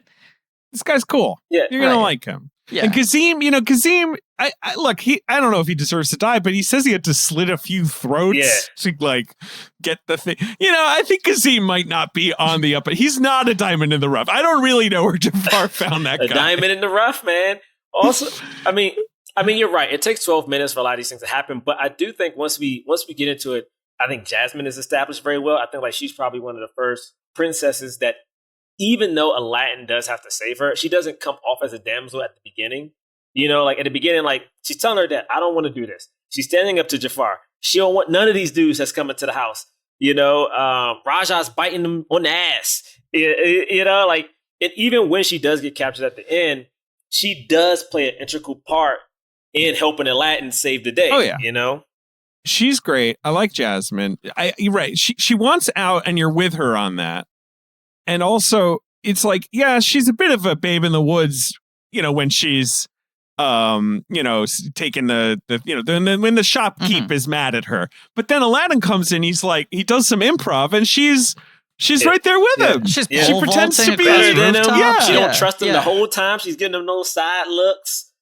I think that stuff matters. She's a little streetwise. Because we don't do that stuff in live action movies now. I feel like now we're trying to really address agency in, female characters and characters of color. And like, I feel like those little looks that she would give him, like, I don't trust you yet, but I'm going to go along with this because I want to. Right, she's looking for some spice. Yeah, it's classic show don't tell shit. Where I think now people are very conscious of wanting to make sure the characters represent well and that they have agency. And the way they do that, because they are so nervous about it, is have Jasmine look Aladdin in the eyes and go, "Look, I want you to know I'm my own person. I don't know if I trust you yet, but I'm a strong, independent woman, and I'm going to make decisions for myself." And that always rings hollow if it's that laid out. And this movie, part of it is just like, you think about, I think Incredibles was at the time of its release the longest American animated film ever made. And Incredibles is like an hour and 45 minutes or something. Like, it was just, animation was so hard to make at this point in time. It's so expensive that it was like, you got to get everything done in 90 minutes with credits and 6 songs. So they were just really economical about characterization. And that stuff rings more true, even for whatever failings it has, when you have to come up with the most precise, efficient way to set up a dynamic. It always rings better than having a character explain who they are. Well, I think the major ones, I think what I always say to people was like, I really want whatever our version of Moana is or a Coco. Yeah. Like, to learn about some type of like Black culture. I think my theory is if they do it on African American culture, it will have to deal with America's past, which that is not what we do here. So, I'm not sure, unless it's like some folktale that maybe I'm not familiar with yet, but I don't know if we're ever going to get that. You know what I mean? I'm just not, unless Sam Jackson gets his Frozone spinoff. Make the Frozone movie. A Frozone spinoff? Yeah. I don't know. Then do we ever see his wife? No, she's never been seen. Like, I kind of find it funny that she always just yells from a distance, but like, if he has a movie, do we ever? Yes. No, she's like the T-shirts and Peanuts. Like, where's my super suit? Is that right? We don't see her in 2, right? We don't. It's the, no, right. You never see her. At that point, they're like, let's double down on the joke. Yeah, they designed her, and then they just went like, it's funnier if we never see her, which is like, it's funny, but then also think about what you're doing here. I know. It's that part too. It is funny, but it's that part too, man. Oh wow, they made a whole design for Wow, okay. Yeah, they made it. Yeah. Oh. So we have this the one jump sequence, in addition to being a banger of a song, is also just like, I feel like the first time people have pulled off this kind of like action in a movie like this, on this kind of scale. The action's great. I like him like hiding behind the pillar and they like throw all the swords at it, like all that stuff, right? All that kind of exaggerated, action adventure stuff is fun. It's like Indiana Jones stuff. It's like cause and effect, specific comedic story beats of the action of how he's outwitting them in each little turn. They falling crap at one point. they fall in literal crap. Yes. He biffs them. And then I do love when he goes in and out of the rooms. He ends up like with all the women. Is like, oh, it's just Aladdin. It's so fun because I was thinking in my head, because Robin Williams played so many parts, I was like, is this Robin Williams as the bigger woman? Like, he ain't God. First off, that song is messed up. That part is like, we would blame his parents, but he hasn't got him. That's so mean. That's so mean. It's a bit of a salty line, I know, to just sort of squeeze in. His mom was too proud. That's the problem. I guess he's running through your apartment, causing trouble, I guess. I wanted to shout him out. Crazy Hakeem's Discount Fertilizer. It has its own Disney Wikipedia page. It's well worth reading. It's 3 paragraphs long somehow for a 1-second sight gag. Amazing. I'm going to put it in the chat. Anyway. Love that. And just like the dynamic of Aladdin and Jasmine, they're going in opposite directions. She wants out of the palace. He wants in, you know? They're bound up, but they also like kind of want completely different things. That's a good, I like the tension there. It's a way better romantic tension than Beast and Belle. God love them, but you know, there's some problems there. And like Simba and Nala, who have no tension at all. Like, I don't know, they're just supposed to get married, and then they do. I guess they get married. I guess we don't see them get married. This movie takes the time to build the relationship at all points for Aladdin and Jasmine. It takes you through the honeymoon phase when she's like, all right, and he's putting his best face forward. When he tries to win over at the end and she kind of doesn't trust him, he blows it, has to come back. Like, we go through every phase of it, you know? In those movies, I think we kind of rush to these points. Like, you know, Little Mermaid, he likes her because she's beautiful. Aladdin ends up liking her not only because she's beautiful, but because of who she is and what she represents. So it's like it's a difference in the love tonight. Yeah, well, and Little Mermaid has like a whole like 40-minute stretch where the two characters are together, but none of the tension is about the two of them. It's about outside forces, and she can't speak. Yeah. Like, this is a movie in which every time they reconvene, there's an important shift in their dynamic. You know, there's some evolution of their relationship every time they see each other again. Yeah, that's totally right. And it's also just another one of those efficient characterization things where it's like, you got a princess or a prince, someone with all the wealth in the world and all the access. The way you make them relatable to an audience is that they don't want it. Yeah. They don't want it. They want out. They want out. And even though her life, I guess, is fine, she's got this nice dad who's a bit of a, dimwit, right? Like, he's a sweetie, but he's not, he has this little Micro Machines version of the town. Oh, yeah. I always like that. When Jafar's like, why don't you play with this thing? I'm like, what is this thing that he has? We're like, well, that's like pointedly a Thief of Baghdad thing. Thief of Baghdad, the Sultan is obsessed with toys, and there's like a 20-minute sequence where they like bring in all these different mechanical toys for him. Oh, wow. I need to watch this.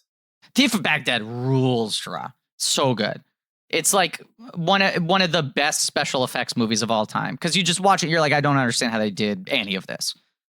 Right. That's because it was made in 1940 or whatever. Yeah, like it's Thief of Baghdad and Thief and the Cobbler are the two movies that really kind of blend into this film with the Ashman Broadway sensibility and Hope and Crosby films, obviously. Yeah, right. And then that general vibe of the Hope and Crosby, because that's the thing. Once you get Aladdin, tossed in jail, picked up by Jafar, put in the Cave of Wonders, meets the genie, then the joy of the animation of like the fact that you have a carpet and a monkey and a phantasmagorical genie and Tom Cruise. That's your like core four heroes. Yeah. And like the carpet is this like such a triumph. Like he's like a square. And they make him so lovable. Like, and he has so much, he's like kind of bashful, and he's got a completely different energy to the other guys. And you like the carpet. He's a carpet. Like these are not easy things to do. Yeah, no, it's like really stunning. And it's funny. Like, this film has you have a monkey who spends a good chunk of the movie being an elephant. You have a parrot, you have a tiger, and you have a carpet. On paper, that should be overkill. It feels too like much, right? You cannot have all you four overdid of those. it. Right, you have four different like comic relief animals, ostensibly. I mean, because the carpet functions like a dog, right? Yeah, yes. Yeah, absolutely. Yes. But somehow, like, even though 3 out of the 4 don't speak, their personalities are defined enough and their games are defined enough that they don't step on each other's toes. It's pretty impressive. I mean, it's another issue where then by the time you get to Pocahontas, it's like, oh, she has 20 animals and each one has a gimmick because they need to sell a different toy. But like, this is when they kind of have the right balance of it. Wait, is this the movie? I know you guys have been saying it, but it just hit me. Is this the movie that makes the animal comedic sidekick and like the wacky comedian as like some otherworldly creature? Is this the beginning? I would argue Little 'cause we Mermaid did- has yeah. it. Little Mermaid sets Okay. up the animal dynamic. Okay. That's when 'Cause the you get animals become Sebastian. funny. Okay. Right. Right. But then this adds the Williams thing. This adds the like, Right. you got a magical and it's a celebrity kind of playing themselves. Right. This is the first time that they had to cast international voice actors to then do Williams bits. Like, is that the beginning of like Great question, spreading Ben. his act? Yeah. Basically, Right. Well, Like who is yeah. the Spanish like Aladdin? Who's the Spanish genie? Like who's the guy in India?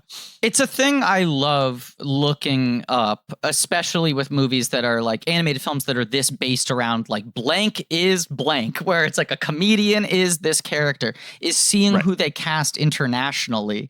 Because so often they're like, these audiences know who Robin Williams is, but this is a voiceover film. So they'll know if they're just hearing a person doing a bad Robin Williams impression. You kind of have to find a local comedian who has their own dynamic that matches well enough with what the character is, but you also can't rewrite it or change it that much. So like seeing who plays these characters in other countries is always really fascinating. I'm reading about the Finnish dub, for example. Mhm. A great Finnish comedian, apparently, Vesa Matilori, played the genie and had never, like, obviously had not heard the American version, and does like tons of impressions of Finnish celebrities. Like it's all Wow. Finland material. Wow. So that's my big question. That's why I was bringing this up. Is just like, it's fascinating because this movie paints them in such a corner because it's like, well, now he has Nicholson face. Yes. Now Right, he's he does doing- He's Jack gotta do Nicholson. He does Right. William F. Buckley at some point. I know it's so he does it twice. Does he? Yeah, because he does it. He reprises it. William F. Buckley's Right. I have a few. Yes, where he he like does. counts on his fingers. Right. I had to Google it the last time I was watching because I was just like, what is the specific face that they're trying to evoke here? He's playing a nebbishy conservative who, It's so who bizarre. wants to enforce the rules. Yeah. There's so much stuff like that. He does Dangerfield. He does Rodney, Oh, yeah. obviously. Yeah. I Right, love he does that. Ed Sullivan. He does Ed Sullivan, yes. You know, you show it to your kid now. Are you like, do you have to explain Ed Sullivan? No, you get it, I guess. It's just, Yeah. you know what it is now. If you were to watch it, you know he's making fun of somebody. You know, like I don't know who Right. that is, but like I know it's a joke.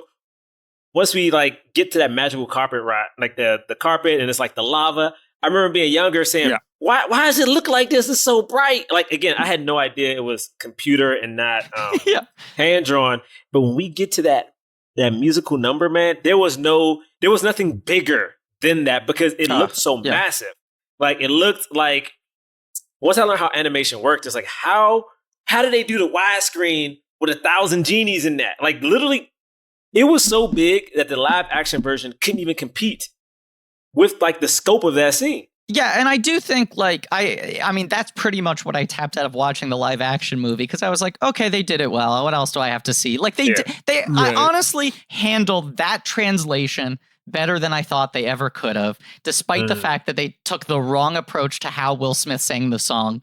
Visually, that sequence is pretty well realized, and the dude can dance pretty well. But there's something about watching the original Friend Like Me, whereas one Yeah. of the only animated musical sequences that somehow gives you the same how did they do that rush that you feel watching someone like sweating bullets dancing breathlessly on a stage. You know, Yeah. when you see those bravura like physical performances on a Broadway show or any, you know, theater show where you're just like, I don't understand how this person hasn't collapsed yet. Yeah. There's something about the energy of all the genies, even though you just know like, I don't know, some guy just drew it. I mean, his hand cramped up a lot, but it's not like Yeah. that's physically, you know, but it feels so, I don't know, it's so high energy, so relentless. It's And so Robin's singing when he's done and he's like and he has the Yeah. applause sign. It's like Yeah, I feel like absolutely. this dude did that in one take. Even though it's not true, but it feels like that. Right. It has that lightning in a bottle energy. And it's just like, I feel like audiences actually burst into applause when that happened. And there was this big campaign that year, like, should we nominate Robin Williams for supporting actor? Should we give him an honorary award for voiceover acting? The Golden Globes gave him one. There was this whole conversation of like, this kind of feels like more than a voiceover performance usually is. Yeah. He's so clearly like just willing this character into being something bigger. And so much of it is that number two, where fundamentally the guy's not a great singer. I mean, he's just sort of... It doesn't even matter. Right. It doesn't matter. It doesn't matter. It's all energy. Right. Yes. I have a few apparently I didn't know this, but apparently the opening scene with the street merchant, they literally brought him to a soundstage, stood him behind a table, gave him objects and were like, just go, just do stuff. So like I think that's what they did with him, you know? Yeah. The other thing I just found that just was making me laugh so much is that apparently, you know, there's the line because Gottfried also ad-libbed, right? Like he obviously is making stuff up. You know, when they're fleeing and he picks up a picture of Jafar and he's like, how about this picture? I don't know. I'm making a weird face in it. Like, you know, while they're like packing their shit. Yeah. Apparently Robin Williams was like, that's the funniest line in the movie. That he like would just crack up every time that they showed it to him. That is so random.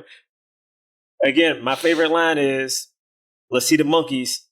Like, that line makes no sense. I know he's going through all his animals, but to see the soldiers like doing let's see the monkeys dance is so funny to me. They want to see the monkeys. Well, we talked about in the Mermaid episode how like there's a real emotional root to Sebastian that makes the character work. There's that palpable sense of like, this is not the job this guy wants. He's trying his hardest in a bad position. He wants to be singing songs. And there's just something about like Gilbert Gottfried's anger doesn't feel like comedy anger. It feels like real anger. Right. Like everything. It's too nervy. Yeah. He's got like a vein going. Right. There's something about Iago that just feels like it should not have been able to survive studio notes. They should have been too scared about this character being too intense. But it's the reason he's funny because it's not restrained at all. He's so fun. Jafar! I mean, but also, and just his chemistry with Jafar is so good. My favorite line, I know Jafar is sort of this archetypal, sort of queer-coded villain, and there's a lot that's complicated about that. Yeah. But like, when he says, like, you know, what if you married Jasmine? And Jafar just goes, what? Just murders me every time. Like, it's so like their relationship is great. This has we talked about it with Little Mermaid, you know, the sort of weird crucial thing of you're kind of rooting for the villain. Like the movie kind of kicks off with Jafar. You kind of get that he's like, look, I'm running this stupid town. Like the Sultan's an idiot. Like, you know, like you're kind of on his side until the end. At the end, he's too crazy. And you're like, okay, now I'm scared of him. But for a lot of the movie, you need to kind of be with him. Yeah. It's another thing about Jafar is that you were talking about how the movie's got this sort of Hirschfeld art style, but it also is like Disney had always been pretty square about how they depicted humans on screen, right? They wanted their human characters to be very pretty, you know, and human-like and not very caricatured. And this feels like Disney, you know, in the early days of American animation, it was like Disney has the money, they have the technicians, everything is so precise, but it's a little hermetic. And Looney Tunes is wild and loose, it's got personality, but they got $2. They're really scraping by, getting creative workarounds. You know, they have to use comic energy to overcome the fact that they don't have the same resources. And this movie feels like Looney Tunes sensibility with the Disney budget and technicality. Because you have a character like Jafar who is this very caricatured human being, and his proportions are so weird, and his facial expressions are so much more extreme. But they're done with this Disney sort of fluidity where like him just deadpanning a line like that ends up being so much funnier in the way that like Bugs Bunny will be an endless meme resource for the end of time. Because it's just like half of the comedy is just the facial reactions. I want to another fact I learned. Jasmine's still the only Disney princess who kisses a villain. Anna in Frozen comes close to kissing Hans, who of course she does not know is evil. But that's it. And she knowingly does it because she is a part of the she's part of the scam, part of the hustle. Man, Jasmine was awesome.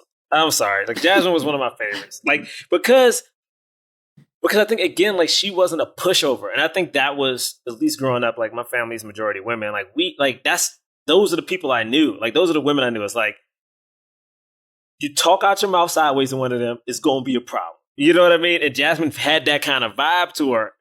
And I think that was so cool. Like it wasn't just a generic damsel in distress. I thought like there was so much nuance. Again, I always laugh now as an adult of that whole red outfit. It makes no sense. No, it's great. Because is it to match him? Because he's red? No, I guess so. Because he's wearing red. It's so you know we're in a dark universe, yeah, right? Like that's the idea. I honestly think it's partially that, and I also think this is when the Disney machinery is up and running enough that they're bringing like the toys companies in at an early point, and they're like, "Can she have 2 outfits, please?" Right. We want to make sure she has a costume change. I mean, look, she is a princess. It would make sense for her to have multiple outfits, I suppose. I had, which was probably one of the hardest games of all time, Aladdin.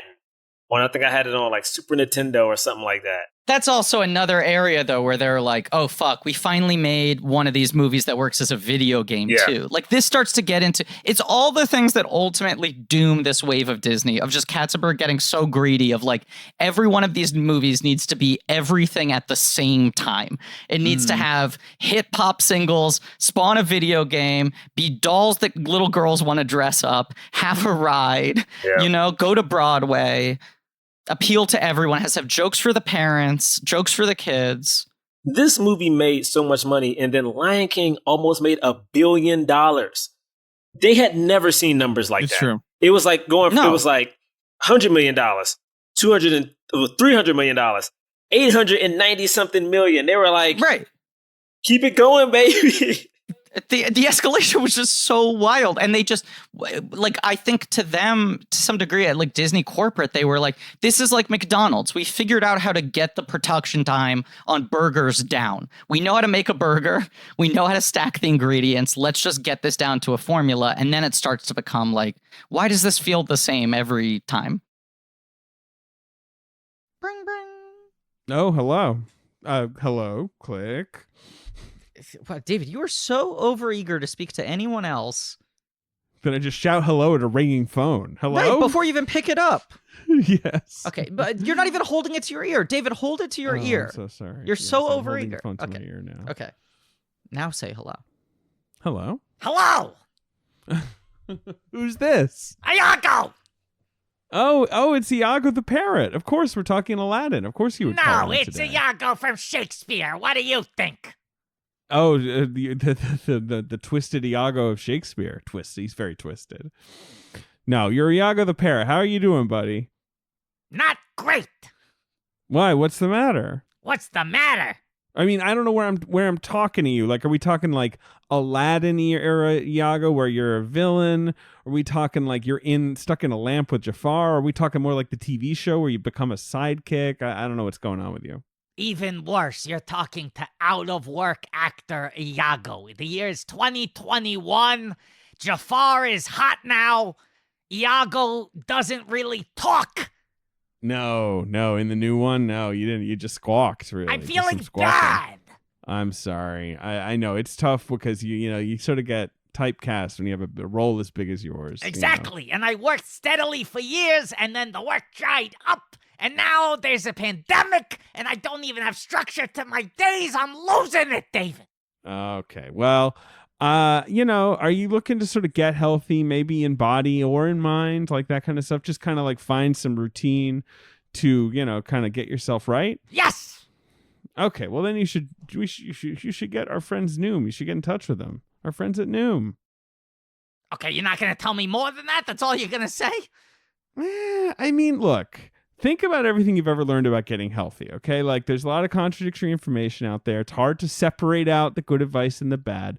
Noom has a different approach. Their approach is psychology, okay? So maybe you want to lose some weight, okay? Or want to fit better in clothes, enjoy exercise. Maybe you just want to feel better about your choices, be less stressed out. That one. Get more confident with crowds. Yes. Oh, that's the one you're going for. I want to feel good better about my choices after spending all my money on a vintage car collection. Right. Well, that's the thing. Noom is based in psychology. It's an app where you're going to learn why you make the choices you do. You're going to get the tools to replace your habits with healthier ones. It's a cognitive behavioral approach. So they're not just improving your health. They're going to help you gain knowledge and habits. You just need to give them about 10 minutes a day. You're going to talk to goal specialists, a personalized coach. Yeah. Or, chat. Sure. It's sort of social. You can interact with other Noomers.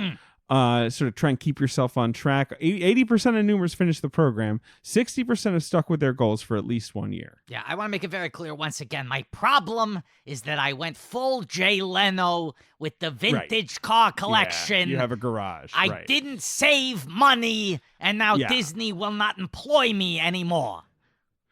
I mean, it's funny considering that you can fly. I don't really know what you need with cars, but I guess it's kind of it's a macho thing. Yes. Yeah, I get it.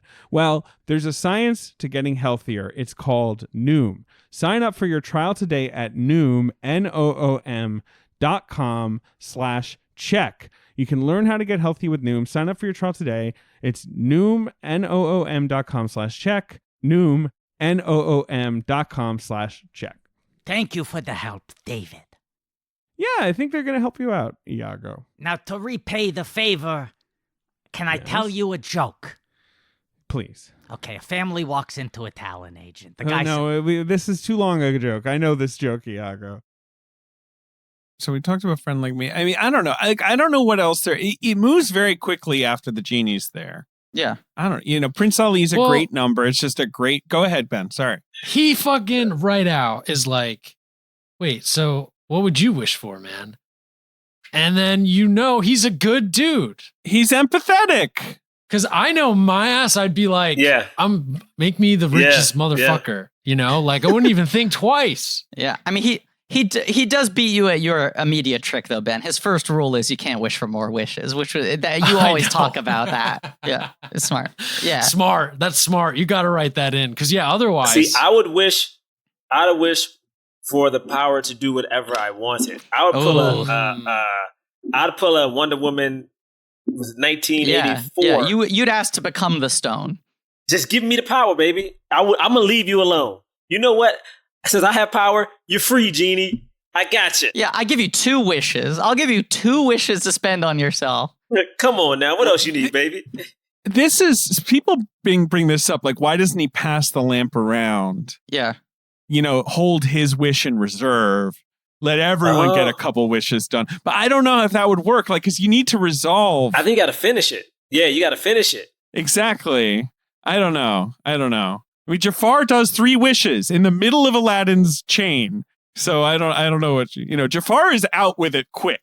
He wants what is it? First he's a sultan, then he's a sorcerer, then he's a genie. It's real fast. Can we say too, Jafar's a bad wisher because his wishes are just heightening us of the previous wishes. You got to diversify your wishes, right? There's no creativity. Yeah, you don't want to put all your eggs in one wishing basket. You want to have a couple different plates spinning. Also, do you notice every time he makes a wish, his outfit changes and gets a little bit gnarlier? Yeah. Like that, at one point, the hat gets his hat gets more horns or something. Yeah. I was like, why is this? And they did it in the live action. They had his outfits changed, and I was like, come on now. If you're gonna go for this, it's gotta be tighter. It's gotta have a horn. Yeah. Devil ear thing. The live action Jafar is interesting because he's so subdued and he's like very grounded. He's very like angry and like it's kind of personal with him. Well, that was their big character choice. Yeah. What if he's kind of hot and low key? Right. Yeah, he needed to be an old dude. So like when he's trying to marry Jasmine, it's extremely creepy. Yeah. He can't look handsome. He's got to be like I hate to say it, he has to be overtly evil. Like he has to look. Like, that dude was genuine. He was like, hey, man, I'm a street rat, too. They always treated us like trash. I want the city back. I'm like, I get that. Right. You're more with him. The live-action Sultan is also, like, too much of a real person. I like that the Sultan in this movie is 2 feet tall, and he's just like a bowl full of jelly. Yes. He's a happy dude. I like when the Sultan puts on the little eyeglass thing, and he's got a big eye. I think that's funny. Yes. I think it's a great move by him. Make him silly. It's just like, I don't know. I mean, I think about because I was just, because I had watched it recently, I was really paying attention to the time code while watching it this time. I was trying to sort of track like how long the movements when take. does someone come in? Right. It was quick. But Prince Ali happens like 40 some odd minutes in, and that's essentially when the movie really gets started. You know what I'm saying? Oh, yeah. Like it's like you've essentially spent half the movie setting up all the pieces for what is going to be now your major conflict to ride you through the rest of the film. How does Aladdin earn Jasmine, you know? How does he free her from Jafar? You know, how long can he keep up this ruse? And it is just like funny that it's like takes 10 minutes for Aladdin to come in, takes 30 minutes for Genie, takes 40 minutes for the Prince wish to happen, you know? And then the movie, it doesn't feel like it's biding time. It packs a lot in. And then the remaining, whatever it is, 30 or 40 minutes plus credits is just like breathless. It just moves so fast. Absolutely. Yeah, dang, you're right. It's so quick once he becomes Prince Ali, he gets to town, meets Jasmine, takes her on the carpet ride. Jafar tries to kill him. It's parade, and then that night he shows up. Yeah. On the carpet and has the big song. Yeah. And you do A Whole New World, and then there's no more songs. Like, which is true with so many of these Disney movies where the song part is kind of over for the last third of the movie. The last 30 minutes become them resolving stakes, and no more time for singing Dr. Jones. Wow.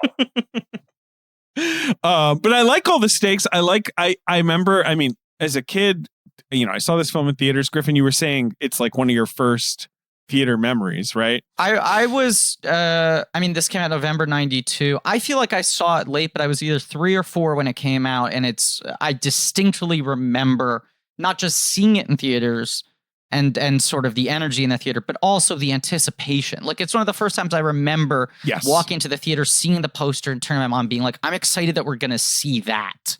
I remember like vividly my dad coming home with the tickets, like being like, I got the tickets, like we're going to go see it tonight, right? Like he must have picked them up or whatever. Like, yeah. And I remember we went with my brother, and he must have been like 3.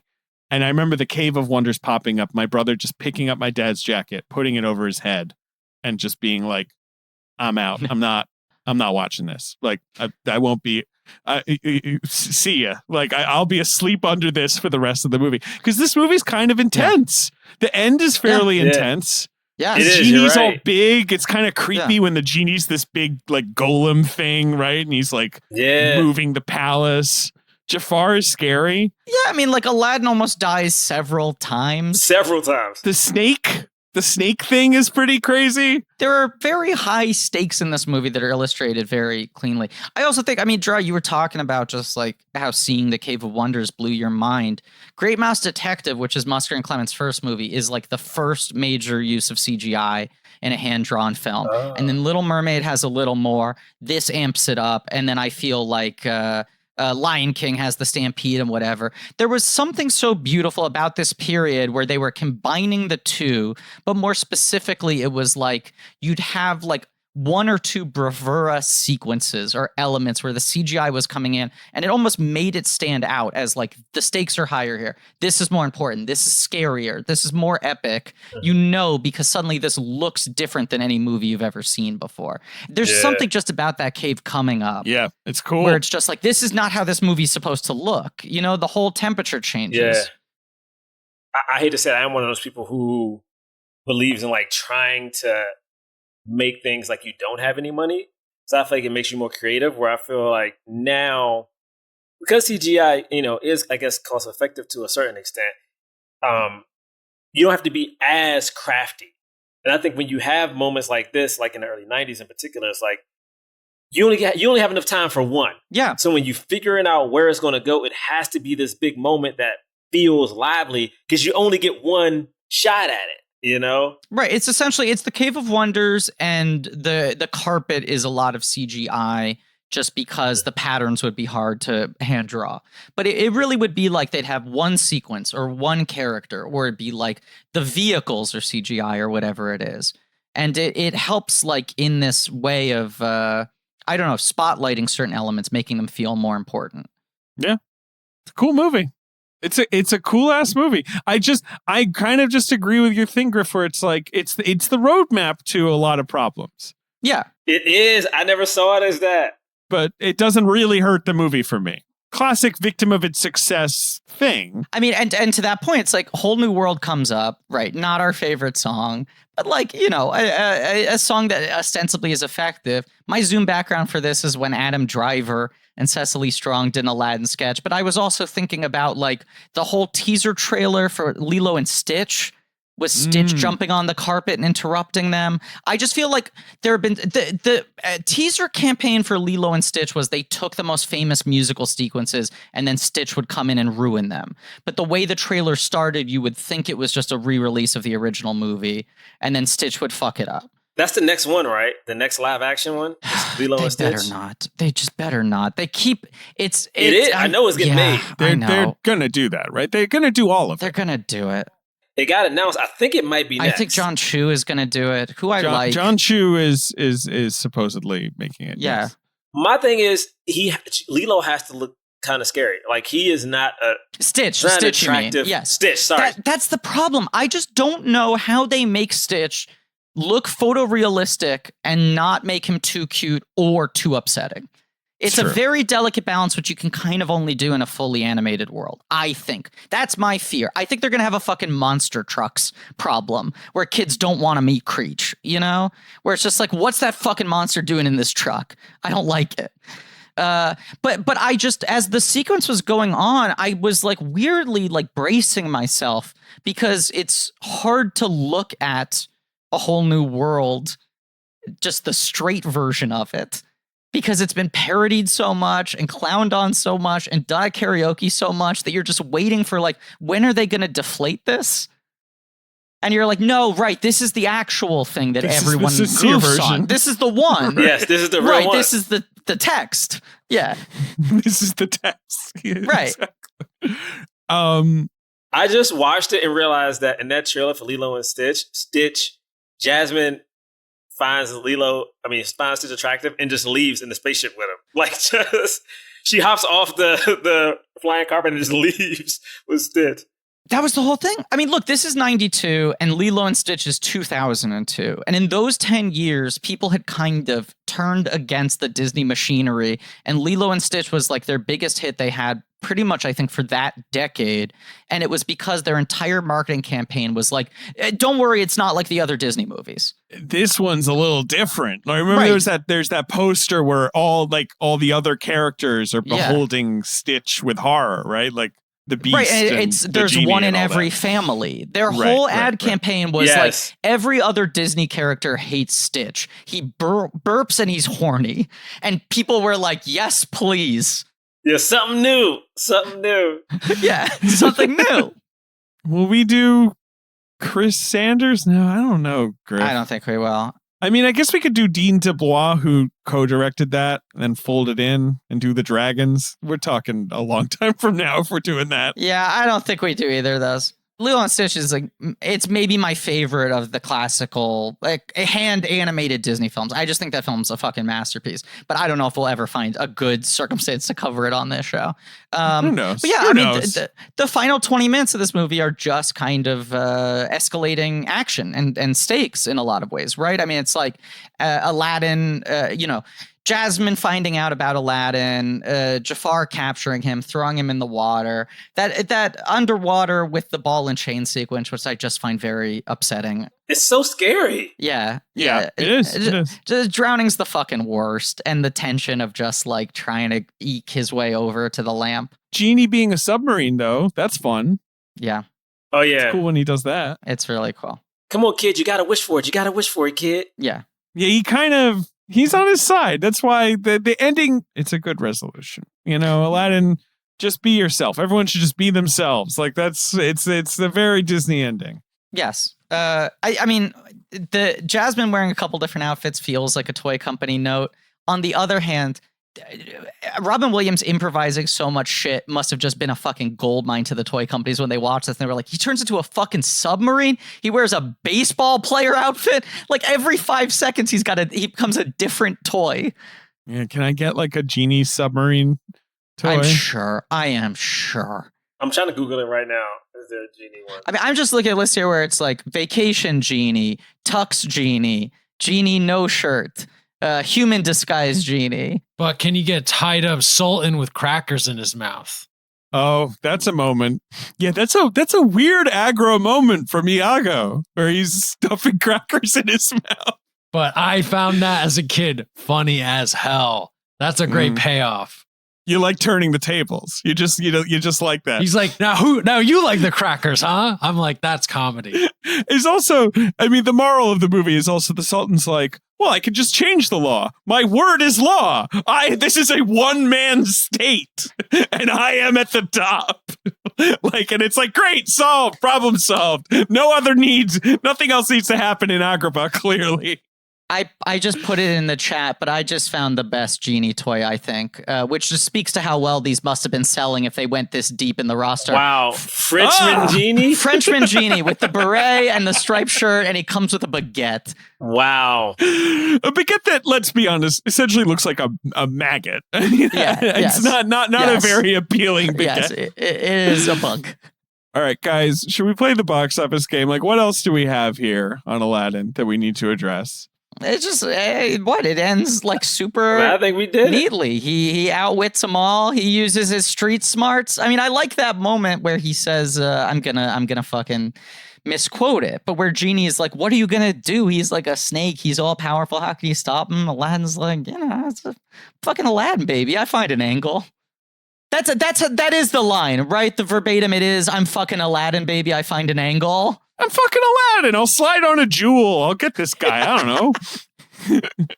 I'll do the old jewel slide. I'm about to send you guys. Look how creepy this Jafar genie doll looks. The Jafar genie, he's scary. Well, this is very creepy because there's a weirdly long tail. And he's like screaming.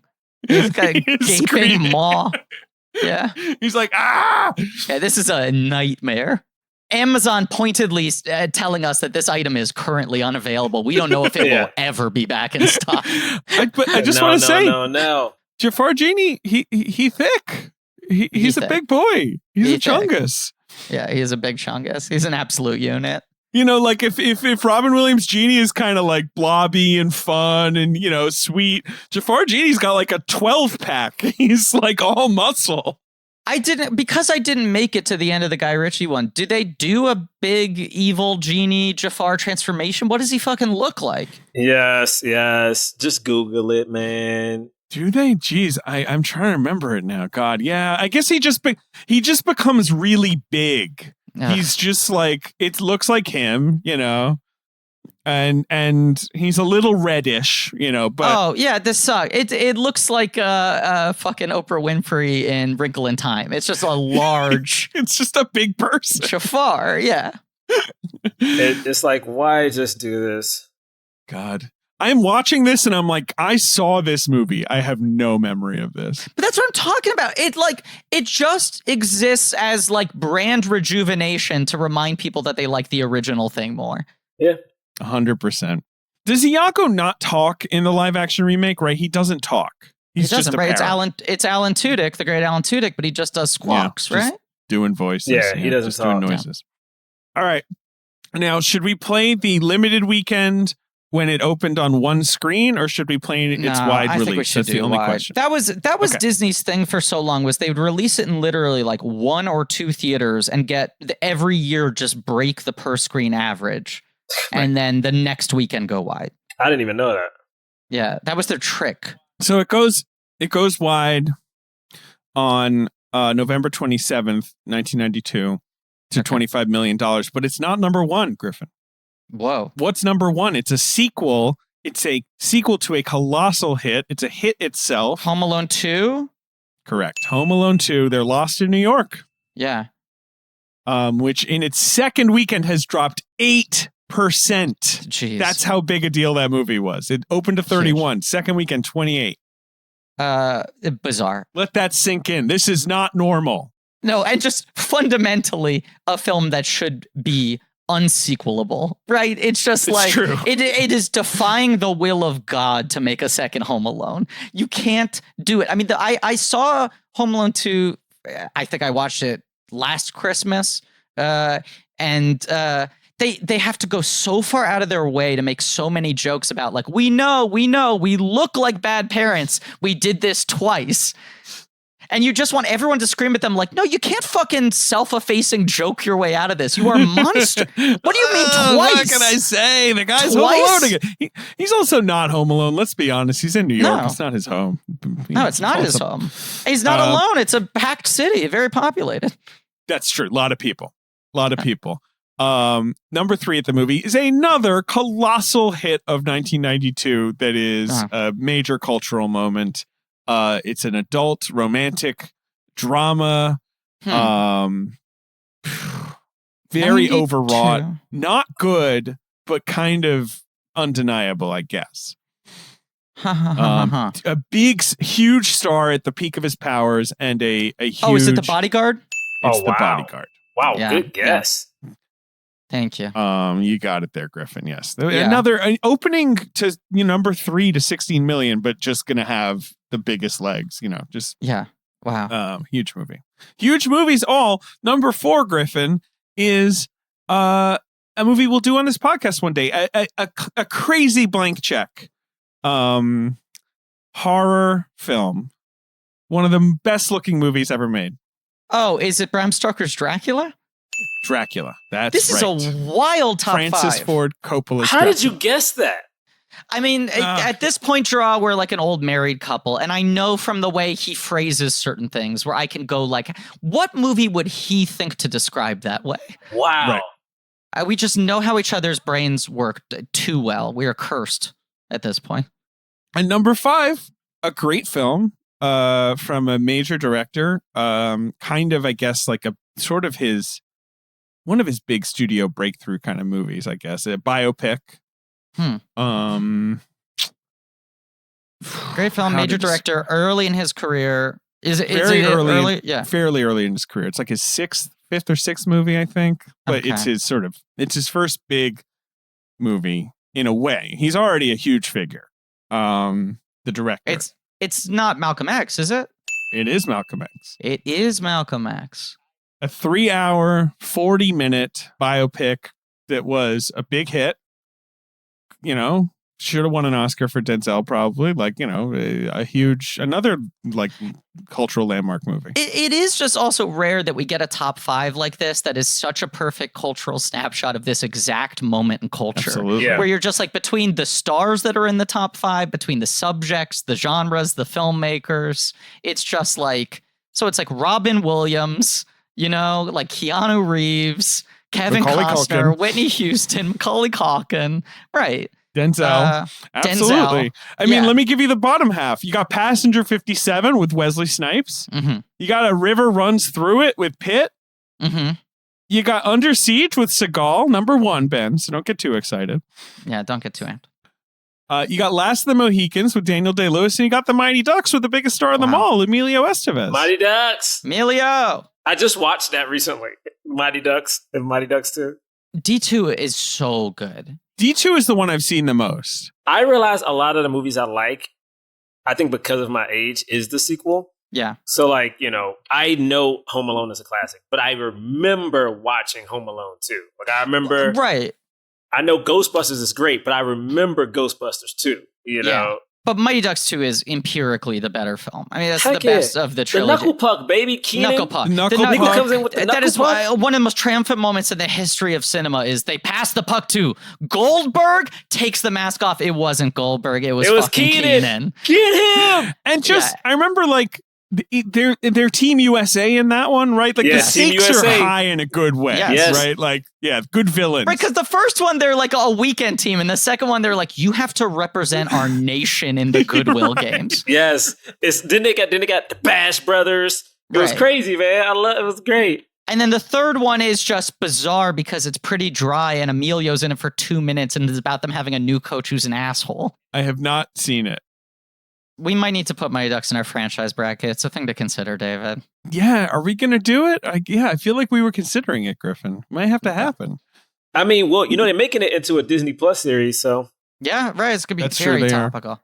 Very topical. But that's a wild top 10, and especially those top 5 movies are just like juggernauts. Cultural. Yeah, huge, huge, huge. And then Aladdin, it just continues to play and play and play and play and play.